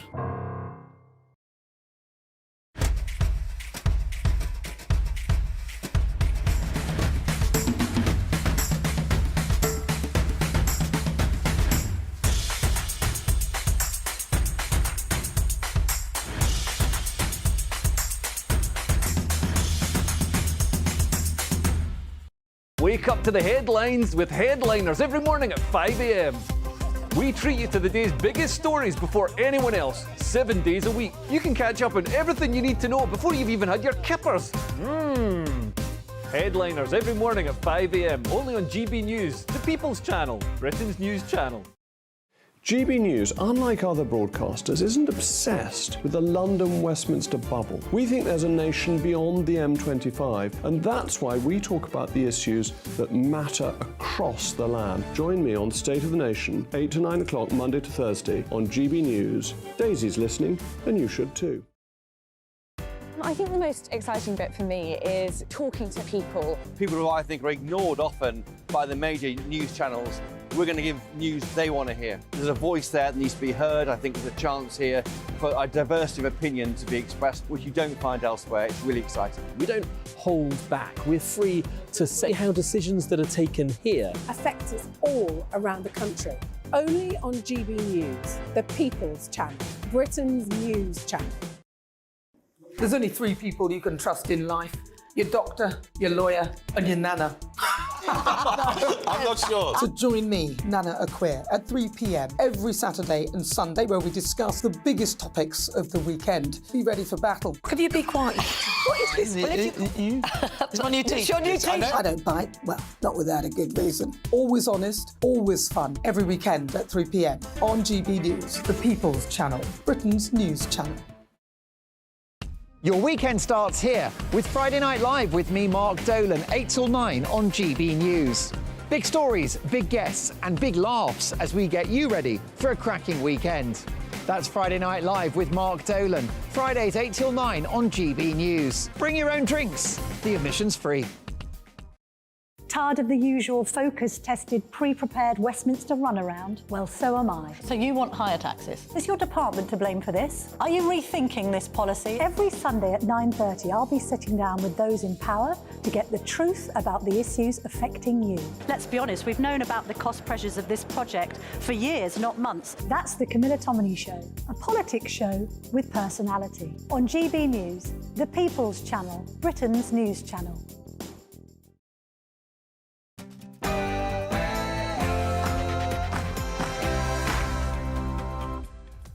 It's 11 a.m. on Thursday, the 30th of November. This is Britain's Newsroom on GB News with Andrew Pearce and Bev Turner. Terror attack warning. Security sources have told GB News that an act of terrorism in the UK linked to the Middle East conflict is only a matter of time. GB News' Home and Security Editor Mark White has more. Well, police and the security services are monitoring known extremists, but for the moment at least, the terror threat level is not being raised. And cop that, King Charles, the world's biggest climate conference starts in Dubai, COP28, and the King will be there making a speech. Sad news today. The giant of American foreign policy and former US Secretary of State Henry Kissinger has died, aged 100. Tributes are pouring in from around the world this morning.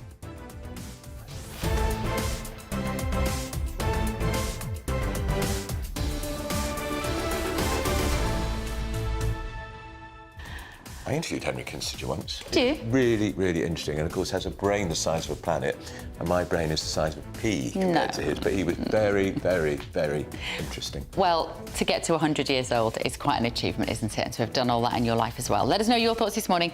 gbviews@gbnews.com is the email address. Lots more this morning. Sam Lister and Carol Malone will be back as well, but first here's Tatiana Sanchez in the GB Newsroom.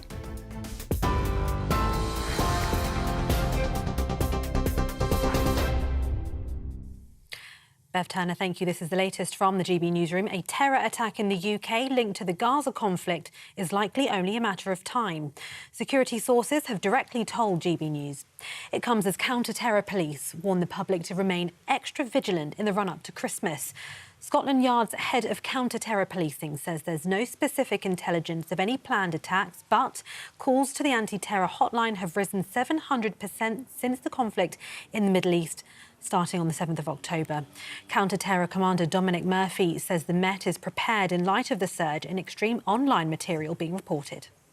We've seen in the past, haven't we, that events overseas often can lead to radicalisation of individuals here, and we're very alive to that. And we've seen an increase in prevent referrals, and we've seen a particular increase in the amount of online extreme material referred to us. We're now over 2,500 reports from the public to the Counter-Terrorism Internet Referral Unit. Over 500 of those require more investigation to understand whether there's been a hate crime or a terrorism act offence committed. Matt Hancock has told the COVID inquiry that the government at the time of the pandemic was a toxic culture and lacked empathy. The former Health Secretary is currently giving evidence on the role of the Department of Health and Social Care, saying they were trying to raise the alarm with Whitehall since the middle of January 2020. He's denied the absence of a plan ahead of the pandemic, saying they weren't adequate, but there were plans in place. Former Prime Minister Boris Johnson will give evidence at that COVID inquiry next week.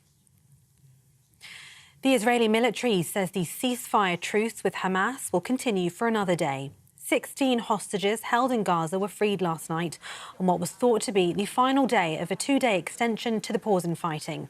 The latest hostage prisoner swap included an American-Israeli dual citizen, a Dutch dual citizen and 3 German dual citizens. The Israeli Prison Service says it freed 30 Palestinians from Israeli jails under the truce arrangement with Hamas. 3 people have been killed and at least 8 injured in a shooting in Jerusalem. The attack happened at a bus stop during rush hour outside the entrance to the capital. Israel ambulance services say 2 of the injured are in a critical condition.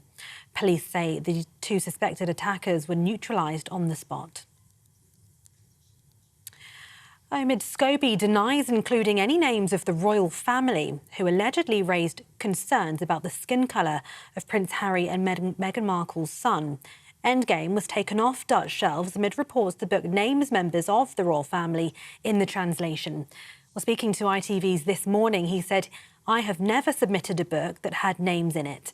The Dutch publisher said yesterday an error occurred in the translation and was being rectified. The book goes back on shelves in the Netherlands today. A world-first online fraud charter is being launched today to tackle online scams. The Home Secretary will host representatives from several leading tech companies, including Facebook, TikTok, Snapchat and YouTube, to sign the pledge to tackle the issue. The charter will introduce a number of measures to better protect users, including verifying new advertisers and removing fraudulent content swiftly. Over 800,000 nursing professionals are currently registered to work in the UK. That's a rise of almost 20,000 in the past 6 months, according to the Nursing and Midwifery Council. An increase in nurses registering in the UK from so-called red list countries has raised questions around NHS recruiting practices. Over 3,000 people joined the nursing register over 6 months to September from countries struggling with their health and care and workforce-related problems. And finally, the Met Office has issued yellow, snow and ice alerts for large areas of the UK as temperatures plummet. The warnings are in place for parts of Scotland, England and Northern Ireland. Yorkshire's already seen wintry showers along the coast. Temperatures are expected to drop as low as -8 degrees Celsius in rural parts of Scotland. The alerts are in place until later today and also until 11 o'clock tomorrow morning. This is GB News across the UK on TV, in your car on digital radio and on your smart speaker by saying Play GB News. Now back to Andrew and Bev.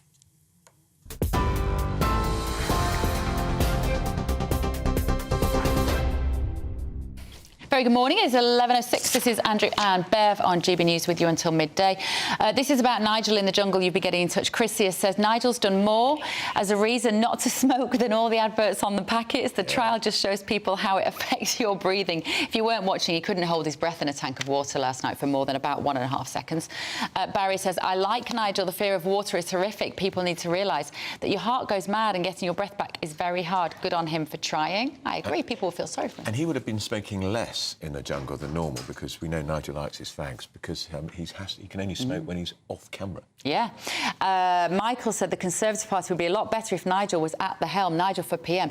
That was a bit of a revelation from our Stanley Johnson earlier, wasn't it? His own son was Prime Minister and Tory leader saying not only do the Tories need Nigel Farage, they will have Nigel Farage, and he thinks before the election and said that would be transformative behind the Red Wall. Yeah. It would. Don't think your mate Richard Tice, Reform UK, would be too happy. You're watching, Richard. Just send me a little message. Let me know what you think about because Nigel Farage is Reform UK's best asset. That's right. A lot of people saying that he should go back to the Conservative Party. Sharon said he's being set up. Look how tight those stars were screwed on. Good point, Sharon. The other tank came off as if you'd just sprayed WD-40 on them. Oh, conspiracy theories around the tanks. And Donald said they put Nigel in the jungle to humiliate him, trying to stop Reform UK getting a foothold. Remember, they are not like the Brexit Party. They won't disappear after the next election. Indeed. I love how everyone's minds work at home. It's brilliant, isn't it? But also they can see that he's being stitched up, and he is. Now, the Prime Minister's been visiting the University of Surrey this morning. Let's have a listen to what he had to say. He is coming, apparently. I know you... In Surrey, talking to student nurses on the day that we received some fantastic news that we have delivered our manifesto promise to recruit and retain an extra 50,000 nurses for our NHS, which is obviously great news. But we haven't stopped there. We're also taking the right decisions for the long term.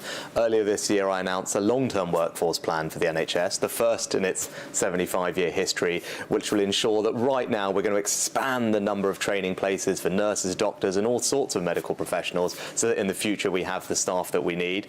Great that we settled the consultants' dispute earlier this week as well. Very welcome news, and all the resources we're putting into the NHS now can go to giving patients the care that they need, and there's an opportunity for me to say thank you to all our fantastic NHS staff in advance of winter.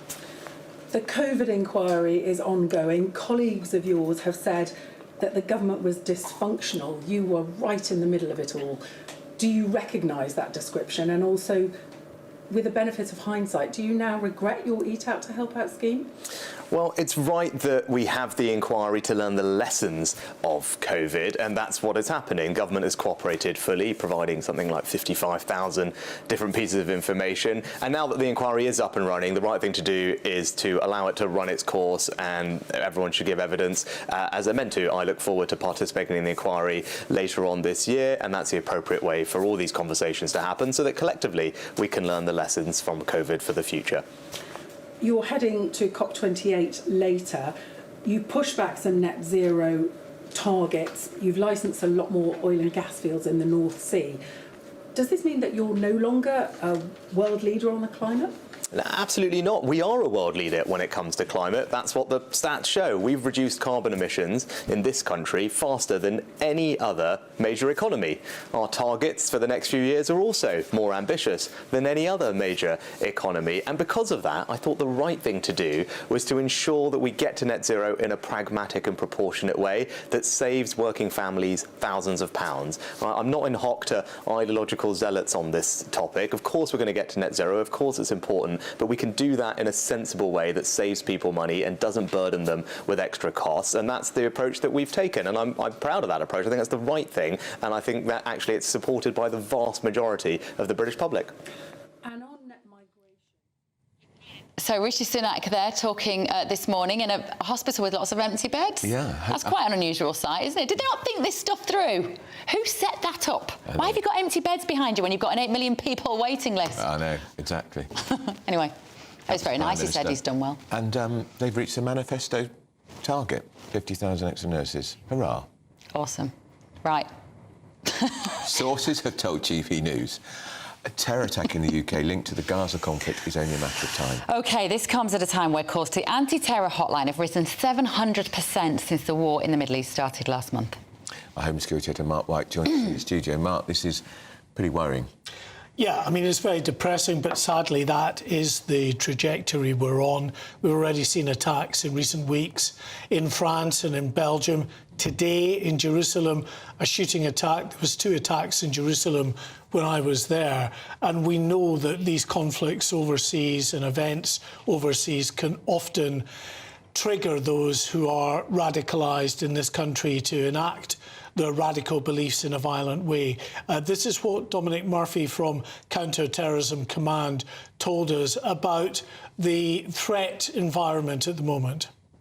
We've seen in the past, haven't we, that events overseas often can lead to radicalisation of individuals here, and we're very alive to that. And we've seen an increase in prevent referrals, and we've seen a particular increase in the amount of online extreme material referred to us. We're now over 2,500 reports from the public to the Counter-Terrorism Internet Referral Unit.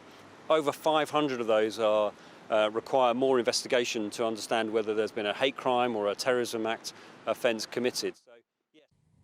Well, we are entering that period, of course, where in the twisted logic of these terrorists, it can be seen as, you know, an added value target time of year. And you've also got lots of people crowded in Christmas shopping, attending events and the like. Tom Tugendhat, the Security Minister, said that really the public should exercise extra caution at this time of year.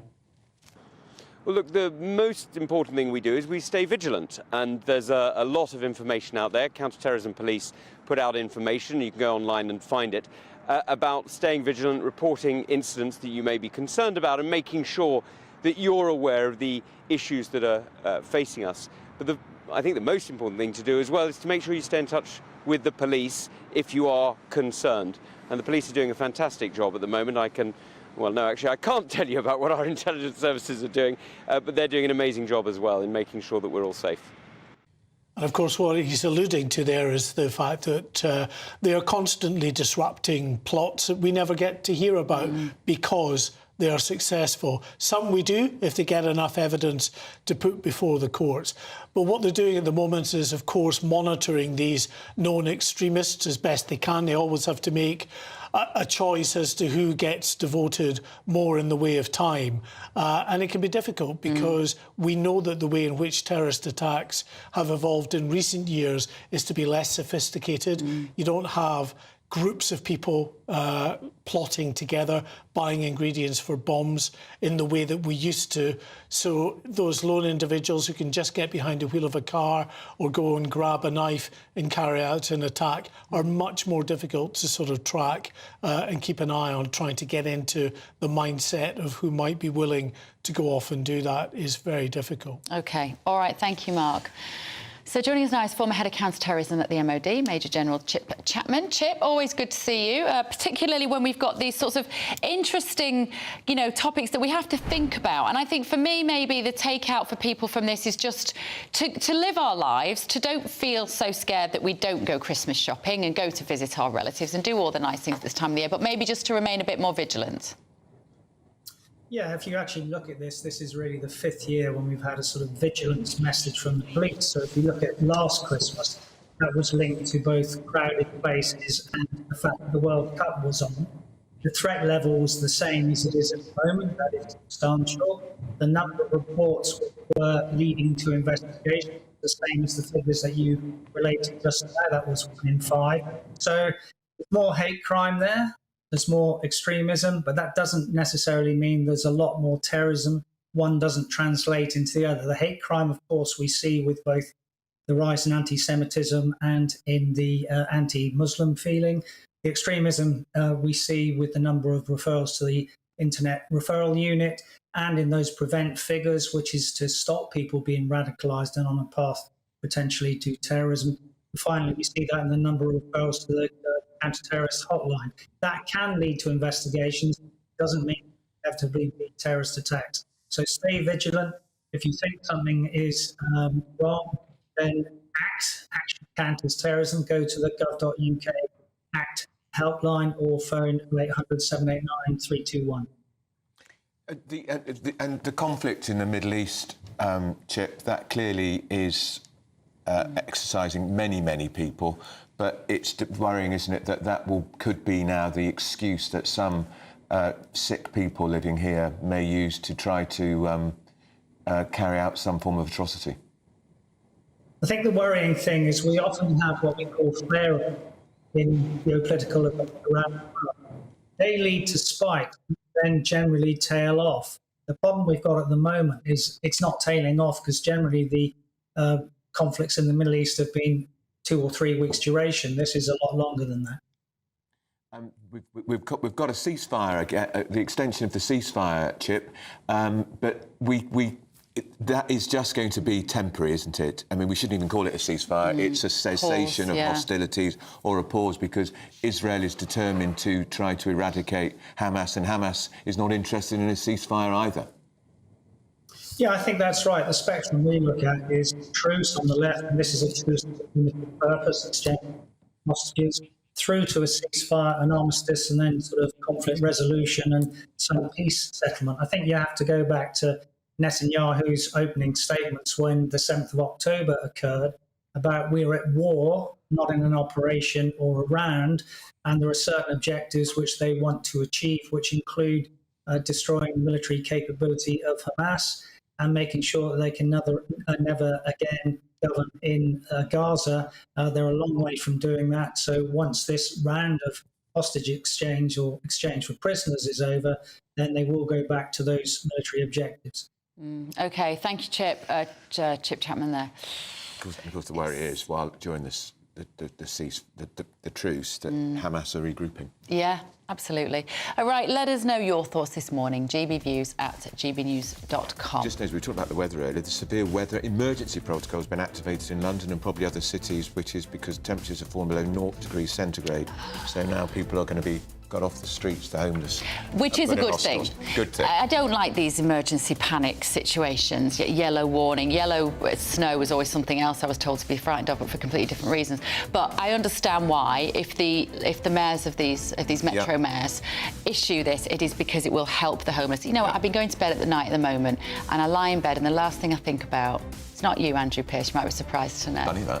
I feel for the homeless when the weather is like this, and I think, aren't we lucky to have a warm bed? And there's a lovely chap by Green Park Station who's there, and he does not want to go into a hostel but I wonder in this cold weather if he might, because we had this severe weather emergency protocol in London for 28 days last winter.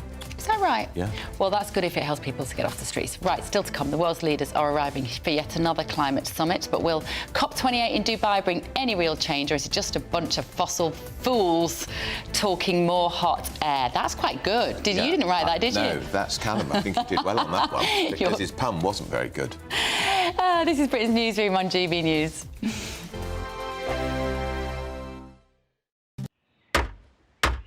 Who is it? We're here for the show. Welcome to the Dinosaur Hour with me, John Cleese. I was married to a therapist. And you survived? I thought we were getting Hugh Laurie. Second best. You interviewed Saddam Hussein. What's that like? I was terrified. I'm playing strip poker with these three. Oh! No, thank you. My CDs need to be put in alphabetical order. Are you going to be problematic again? The Dinosaur Hour. Sundays on GB News.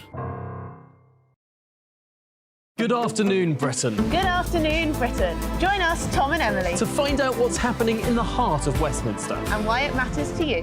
Weekdays from midday, we bring you the most compelling stories from across the United Kingdom. And from your doorstep to our inbox. That's right, we want to hear from you. GB News. Britain's news channel.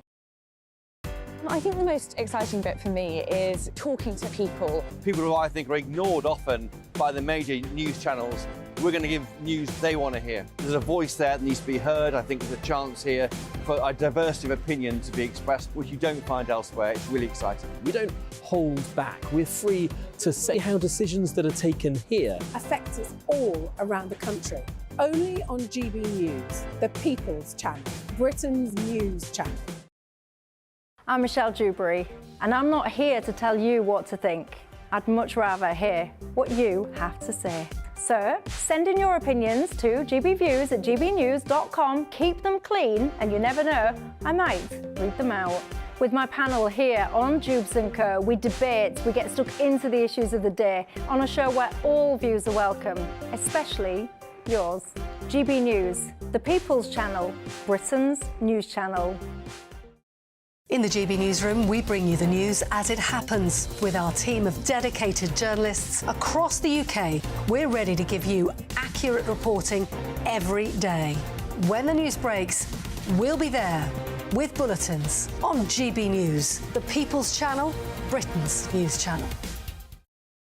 Your weekend starts here with Friday Night Live with me, Mark Dolan, 8 till 9 on GB News.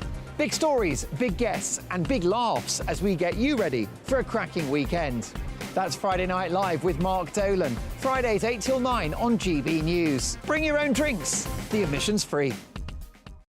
GB News, unlike other broadcasters, isn't obsessed with the London-Westminster bubble. We think there's a nation beyond the M25, and that's why we talk about the issues that matter across the land. Join me on State of the Nation, 8 to 9 o'clock, Monday to Thursday, on GB News. Daisy's listening, and you should too. Tired of the usual focus-tested, pre-prepared Westminster runaround? Well, so am I. So you want higher taxes? Is your department to blame for this? Are you rethinking this policy? Every Sunday at 9:30, I'll be sitting down with those in power to get the truth about the issues affecting you. Let's be honest, we've known about the cost pressures of this project for years, not months. That's the Camilla Tominey Show, a politics show with personality. On GB News, the People's Channel, Britain's news channel.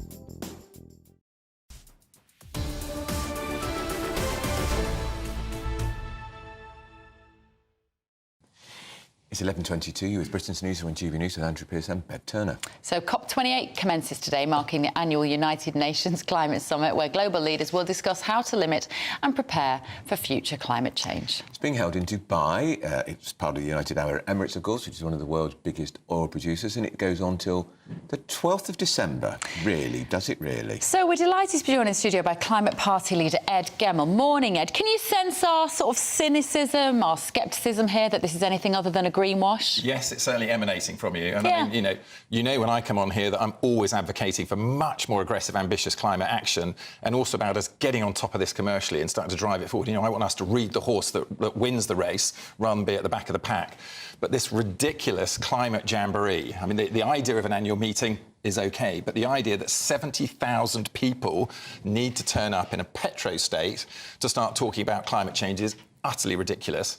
I was at COP26 leading a delegation. Was this R1 in Glasgow? R1 in Glasgow. And we did achieve a few steps forward at COP26, but we're talking about the fact we're coming to the 28th iteration and emissions are not dropping. We are not taking the right action at the moment to protect the planet in any way whatsoever. And the best thing we've ever got is the Paris Accord, which came out in 2015, and we're still talking about how we can implement that and make sure that everybody does what they promised under it. And Donald Trump pulled out of it, if I recall. Oh, yes, yeah, no, he did. Yeah, he pulled out of it, although the Americans have gone back in. But yeah, so, I mean, what's the first sign of madness?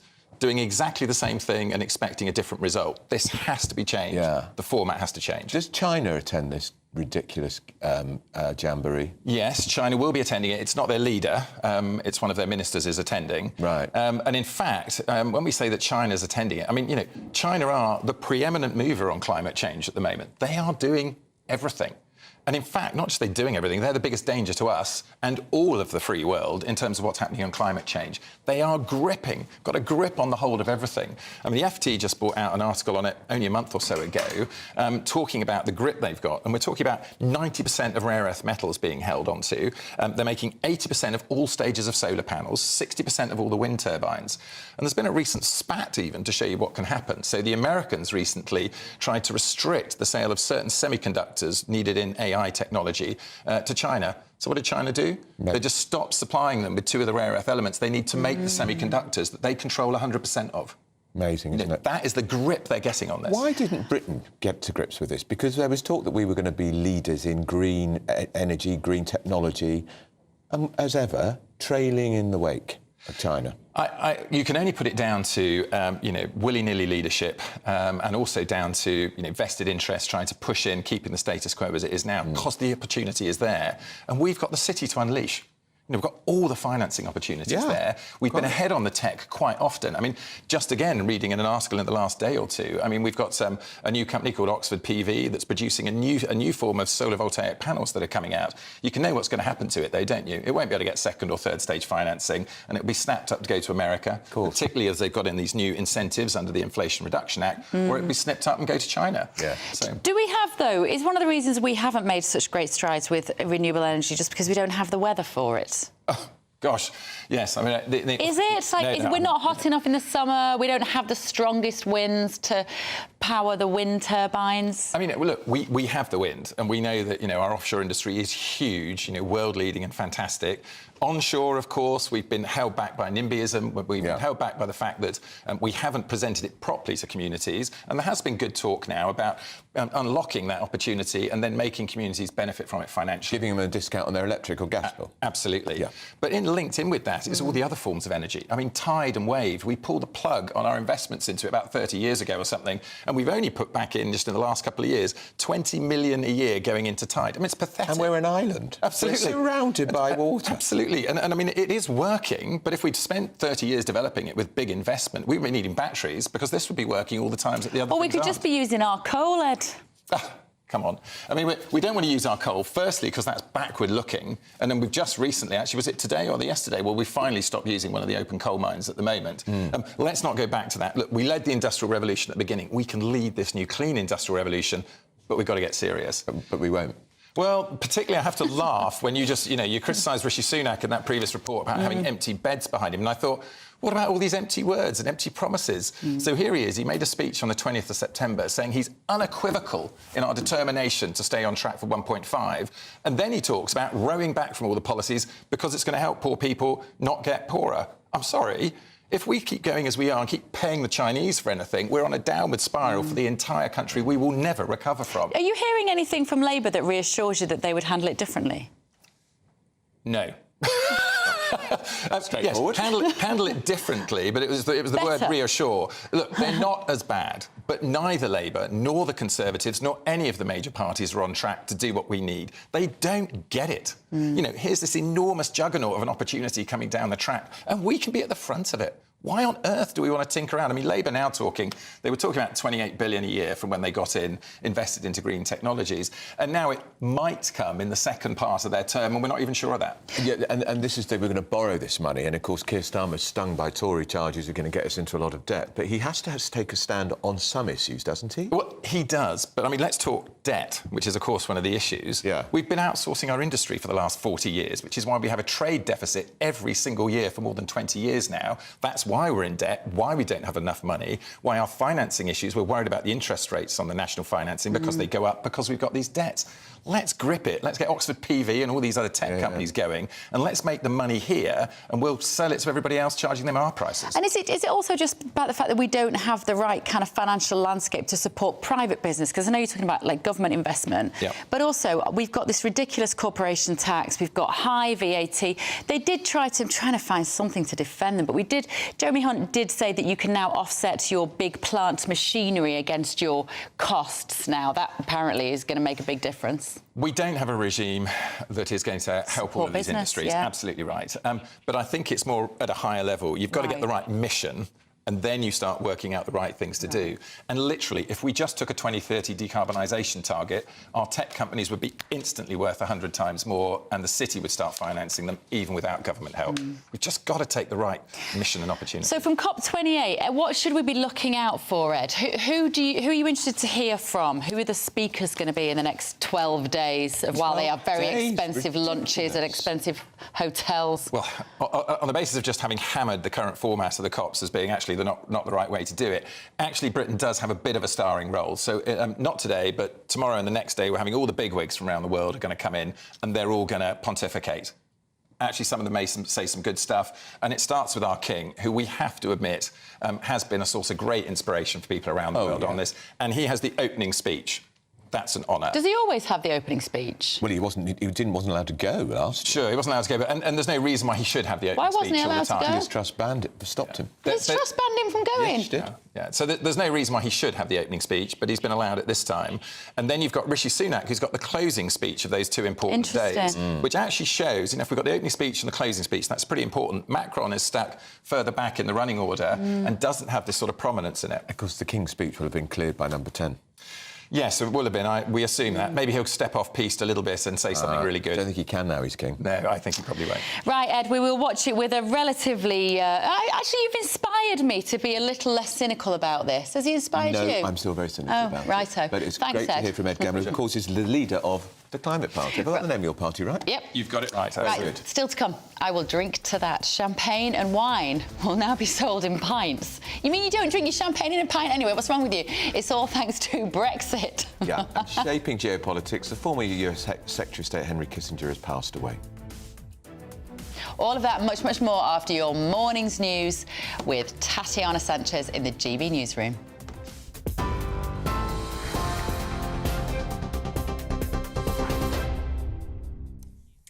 Bev, thank you very much. Your top stories from the GB Newsroom. Breaking news this hour. RMT members have voted to accept a deal to end their long-running dispute over pay and conditions. The union announced the agreement with train companies, which includes a backdated pay rise of 5% for 2022 to 23, as well as job security guarantees. It means that RMT members will no longer be involved in industrial action until at least the spring of next year. Train drivers represented by the ASLEV union are still set to strike. RMT General Secretary Mick Lynch says this campaign shows that sustained strike action and unity gets results. Matt Hancock has told the COVID inquiry that government at the time of the pandemic was a toxic culture and lacked empathy.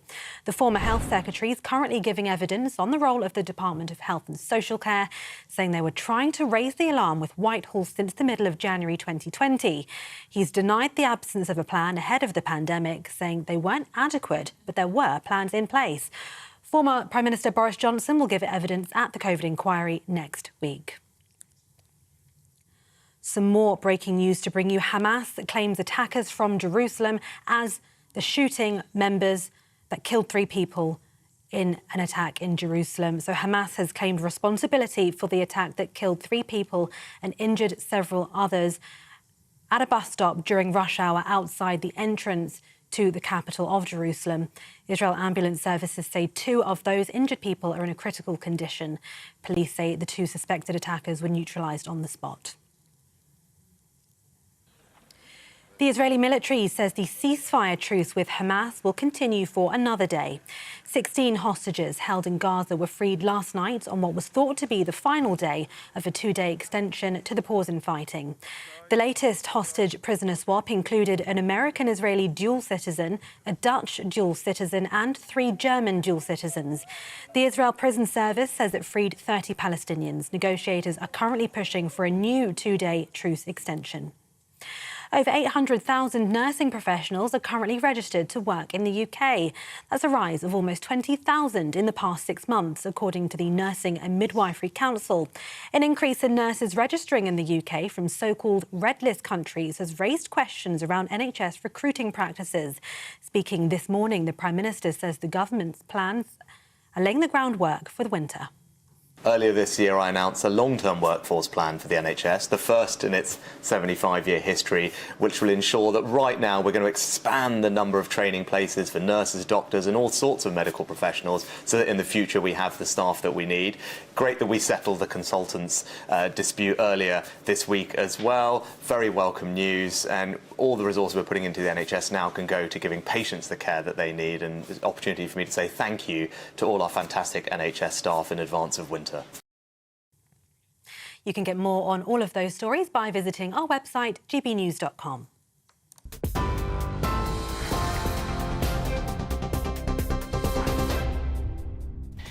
Still to come this morning, BBC Radio 5 Live presenter Nihal Arthanayaki thinks his overwhelmingly white working environment has made him depressed. Is this the pinnacle of woke nonsense, or has he got a point? This is Britain's Newsroom on GB News.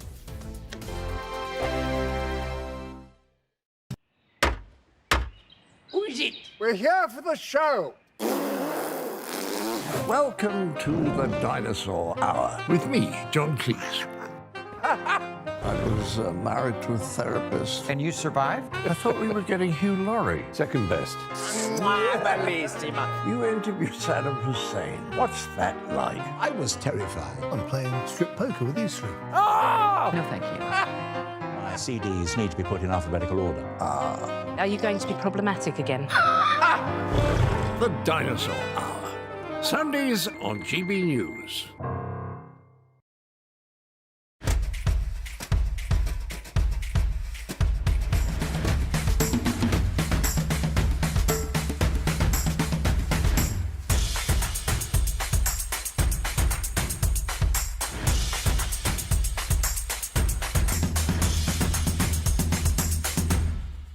Wake up to the headlines with Headliners every morning at 5 a.m. We treat you to the day's biggest stories before anyone else, 7 days a week. You can catch up on everything you need to know before you've even had your kippers. Headliners every morning at 5 a.m. only on GB News, the People's Channel, Britain's news channel. GB News, unlike other broadcasters, isn't obsessed with the London-Westminster bubble. We think there's a nation beyond the M25, and that's why we talk about the issues that matter across the land. Join me on State of the Nation, 8 to 9 o'clock, Monday to Thursday, on GB News. Daisy's listening, and you should too. I think the most exciting bit for me is talking to people. People who I think are ignored often by the major news channels. We're going to give news they want to hear. There's a voice there that needs to be heard. I think there's a chance here for a diversity of opinion to be expressed, which you don't find elsewhere. It's really exciting. We don't hold back. We're free to say how decisions that are taken here affect us all around the country. Only on GB News, the People's Channel, Britain's news channel. There's only 3 people you can trust in life: your doctor, your lawyer and your nana. I'm not sure. So join me, Nana Acquia, at 3 p.m. every Saturday and Sunday, where we discuss the biggest topics of the weekend. Be ready for battle. Could you be quiet? What is this? It's my new It's your new t-shirt. I don't bite. Well, not without a good reason. Always honest, always fun. Every weekend at 3 p.m. on GB News, the People's Channel, Britain's news channel. Your weekend starts here with Friday Night Live with me, Mark Dolan, 8 till 9 on GB News. Big stories, big guests and big laughs as we get you ready for a cracking weekend. That's Friday Night Live with Mark Dolan. Fridays 8 till 9 on GB News. Bring your own drinks. The admission's free. Tired of the usual focus-tested, pre-prepared Westminster runaround? Well, so am I. So you want higher taxes? Is your department to blame for this? Are you rethinking this policy? Every Sunday at 9:30, I'll be sitting down with those in power to get the truth about the issues affecting you. Let's be honest, we've known about the cost pressures of this project for years, not months. That's the Camilla Tominey Show, a politics show with personality. On GB News, the People's Channel, Britain's news channel.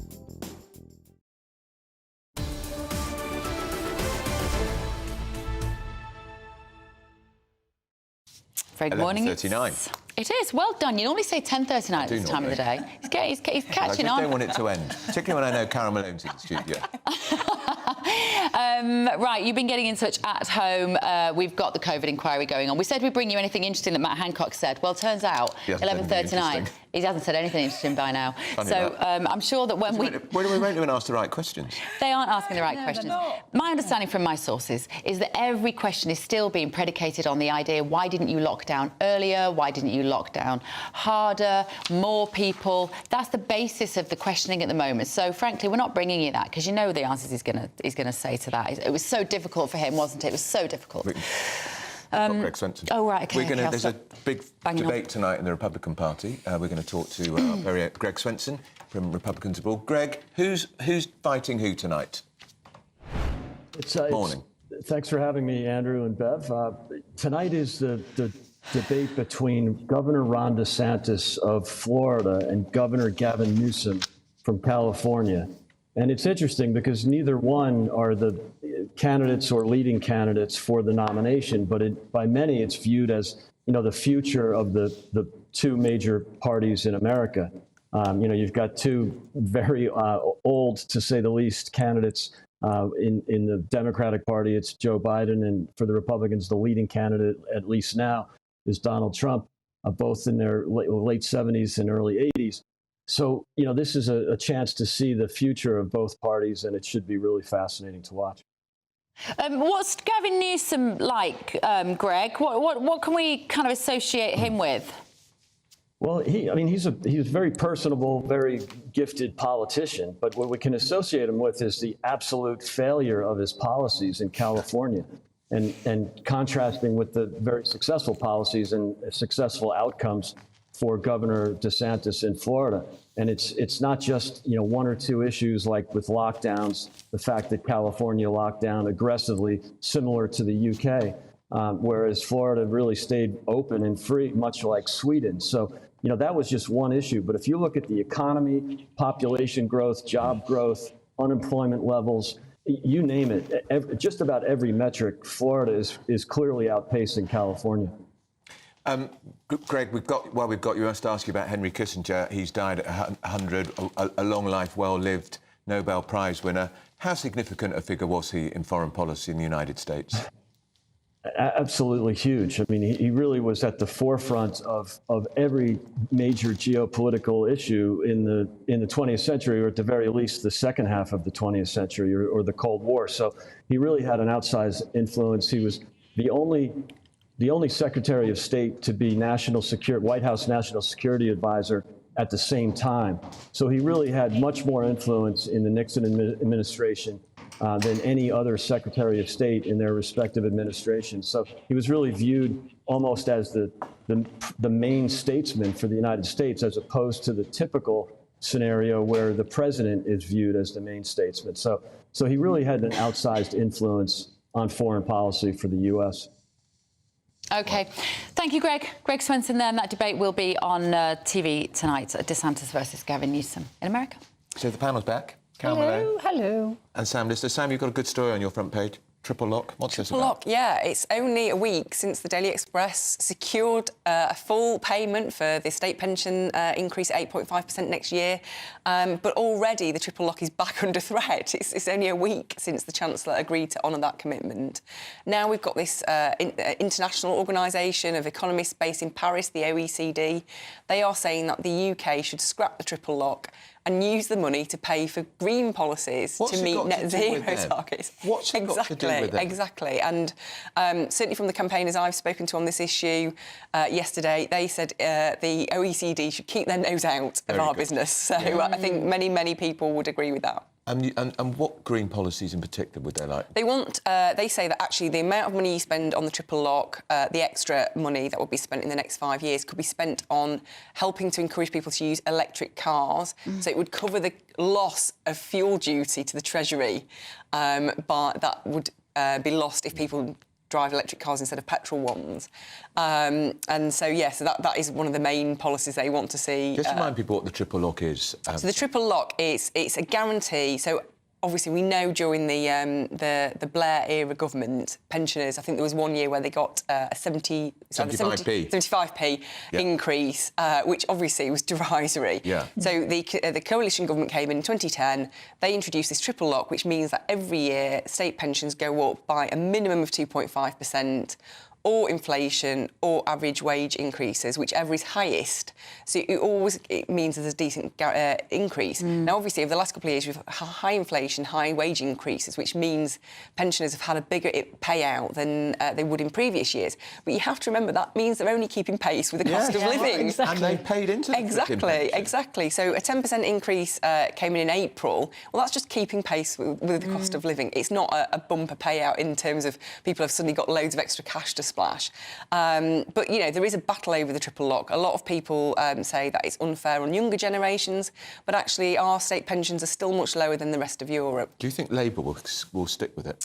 Well, it's interesting. They haven't committed to it as yet. That's interesting. They haven't committed to it as yet. Because that could be a potentially huge... It will be huge, yeah, it will be huge. I mean, what do you think about this? I mean, I just think, you know, there's this narrative, isn't there? And it's still exists that pensioners are living high on the hog and that a lot of them have private pensions. Well, a lot of them don't, and the ones that do, they've paid into them over 20, 30, 40 years. And we're talking about an average of 20 to 25 grand a year private pension, plus the state pension. But we still have 2 million pensioners living on nothing else. And there's this idea that you know, they're living a higher life. You know, they're getting an 8.5% pay rise at a time where, you know, mortgages have gone up, where food inflation is at an all-time high. You know, the fuel and stuff and heating, you know, is at an all-time high. And they're being expected to manage on... paltry 3 or 4%, which is insulting. Civilised societies look after their elderly and their most vulnerable, and we have a duty to do that. And as Sam just pointed out there, we have one of the lowest state pensions in the Western world, and the triple lock was an attempt to rectify that. And it's just shameful that people... And the OECD, when do they get anything right, this group of people? I don't know what they think. Everything they do and say they get wrong, and how dare they tell us how to run our country? How dare they? Stick to their own business. Stick to their own, which they get wrong. Quite right. Right, Sam, in the Express about deadly delay in the diagnosis of health conditions because doctors... You don't have any continuity of care with your doctor anymore, do you? See a different GP every time you go? Yeah, there's a couple of elements to this story. One is the lack of consistency. So every time you go, you see somebody else, you have to start from scratch. You have to re-explain everything. Because you're seeing different people, they don't pick up on trends, don't spot the obvious declines and things like that. And it highlights a case of a man who saw lots of different locums and whose back pain actually turned out to be cancer, but it wasn't diagnosed till way down the line. The other element is that actually the increasing use of remote appointments through phone calls or video calls is meaning that some conditions aren't being diagnosed as swiftly as they should. And I think anybody who, I mean, actually, you know, in some ways, actually, phone consultations can be convenient. I know that sometimes it's helpful to me, but actually, for many people, it is not always very helpful. Particularly if you are vulnerable, you struggle with technology. If you are a bit older. you know, not having that face-to-face contact can really be detrimental. And it's like we did all these things under the pandemic, didn't we? Like, you must Zoom everybody in. We need to have a conversation now, Carol, don't we, about whether we carry on with that way of life or if we don't. The thing is, the Zoom and the phone call, they've always been very convenient for the doctors, but hellishly detrimental to the patients. Talk to any person. I have a very good friend who's a GP. She sees everyone face-to-face. She said, because you cannot tell, you cannot judge. You have to look at their skin colour, you have to look at the back of their eyes, you have to talk to them. And she says it's only when you make this relationship that they will tell you at the very end, as they're walking out the door, oh, by the way, I've got this symptom. And they wouldn't necessarily tell you that on the phone or a video call. But, you know, it might shock you to know that more than half of GPs' appointments, people don't see the GP, they see a pharmacist, they see some other kind of physician, they see a nurse, they see somebody who does a bit of, you know, what do you call it, physiotherapy. They're not seeing a doctor. So that's more than half of the appointments. And we still have parts of the country where 80% of GPs' appointments are done on video online. That's not acceptable. No, it's not. That was a pandemic measure, and it suits doctors to keep it that way. You know, I would say if a doctor doesn't want to see a patient face-to-face, they're in the wrong profession. I agree. Do you know what, on that point about the seeing pharmacist clinicians, they're quite sneaky about it, because I know when I've been to see my GP, I get there and they say, oh, you can see the doctor now. It's not a doctor at all, it's a clinician. Yes, exactly. And they try and mislead you. They don't actually, the person you see does not pretend they are a doctor, but they only admit it when you ask, are you a doctor? And they say, no, I'm a clinician. And it's very misleading. Do you have a GP that you would put in a relationship with? I haven't seen a GP for years. Really? Yeah, you get the clinician. I mean, it's minor things, so it doesn't really matter. But I don't like the fact that they pretend but you know, they are GPs. This study also points out that, you know, the elderly, people hard of hearing, people who are technophobes, shouldn't have to do this. Why does a doctor have to be told that? Why does a GP, who knows their patients and know they might be hard of hearing, they know they're elderly, they know they don't have a laptop, why are they suggesting that they do phone calls? Because it's like you said, it's easier for the doctors, unfortunately. It's always been easier. Shall we talk about the fact that we've got a Brexit bonus, Carol, in the form of a pint of champagne? Now I know what Brexit was all about. You see, I get it. I mean, you always drank your champagne in a pint glass. Well, I probably would drink a pint of it, no bother. But I didn't know that it used to be sold in pint bottles. I didn't before Brexit. It was sold in pint bottles.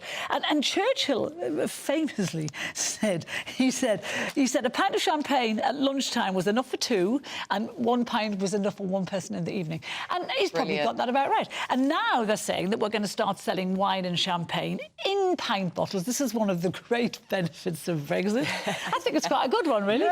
You know, I mean, I'm drunk on 2 these days, but anyway, two pints. I know that as soon as that came out of my mouth. No, 2 glasses of champagne. 2 glasses. But I think this is quite good. It's also going to be cheaper, isn't it? Yeah. It means that you can have some champagne and you know, just share it between two. You don't want that great big bottle. You know what, Sam? This is the kind of thing that Remainers are going to say, oh, is this what you were bothered about? Is this what you've got? You wanted a blue passport and a pint of champagne. I love my It's going to be used again. Oh, well, the Remainers always like to find something to pick on, don't they? But I think, you know, if we want to buy a slightly more smaller bottle just for our lunch, then what's wrong with that? Because if you open a big bottle, sometimes you don't drink. You can't. And then you put the spoon in. It keeps the bubbles. And it never works. It doesn't. So why do we all fall for that old one? I know, exactly. But we won't have to soon, thanks to Brexit. But do you often have champagne at lunchtime, Sam? Oh, all the time. Oh, I think she probably does. Because she's always at the House of Commons, always. Have we got time to do one more story? I want to get to this BBC Radio 5 Live presenter, Nihal Arthur Nayaki. He said he's working in an overwhelmingly white environment at the BBC, Carol, and it's affecting his mental health. Do you know what? When I read this, I actually wanted to tear this paper into shreds. You know, the thing is, why he's living in a country that is almost 85% predominantly white. And he knows that, and so why is he moaning about it? What does he actually want to happen? Is he saying that there should be positive discrimination, that the BBC should be employing? I think that's exactly what he's saying. But the BBC are one of the most diverse. The most diverse laws, regulations, whatever in the country. On screen, off screen, everywhere. So I think he's kind of living in the wrong place. You know, don't live in a predominantly white country if you don't like white people and if they upset you. Is it different though, Sam, to saying when I walk into an office and it's all men, I wish there were more women working there? I suppose it is. I suppose I don't. Is that because we're 50-50 of the population, maybe? I don't know. Maybe. I think I generally, I do know other women where I work in the House of Commons who do feel like that, but I personally don't. I just think I like to work with talented people, and if they're talented and if they're good to work with, I don't really mind who they there's are. far more women working in the media, job that you're doing, Sam, in the lobby than when I was in the lobby 25 years ago. Yeah, and certainly when I started, and, it really and is. lots of women political editors. Yeah. And I was just going to say, when I was a kid on a national paper, I remember a newsroom of 35 reporters, there were 2 women. Yeah. And that just wouldn't be allowed now, just be unheard of. Yeah. One, because the value of women in a newsroom is astonishing.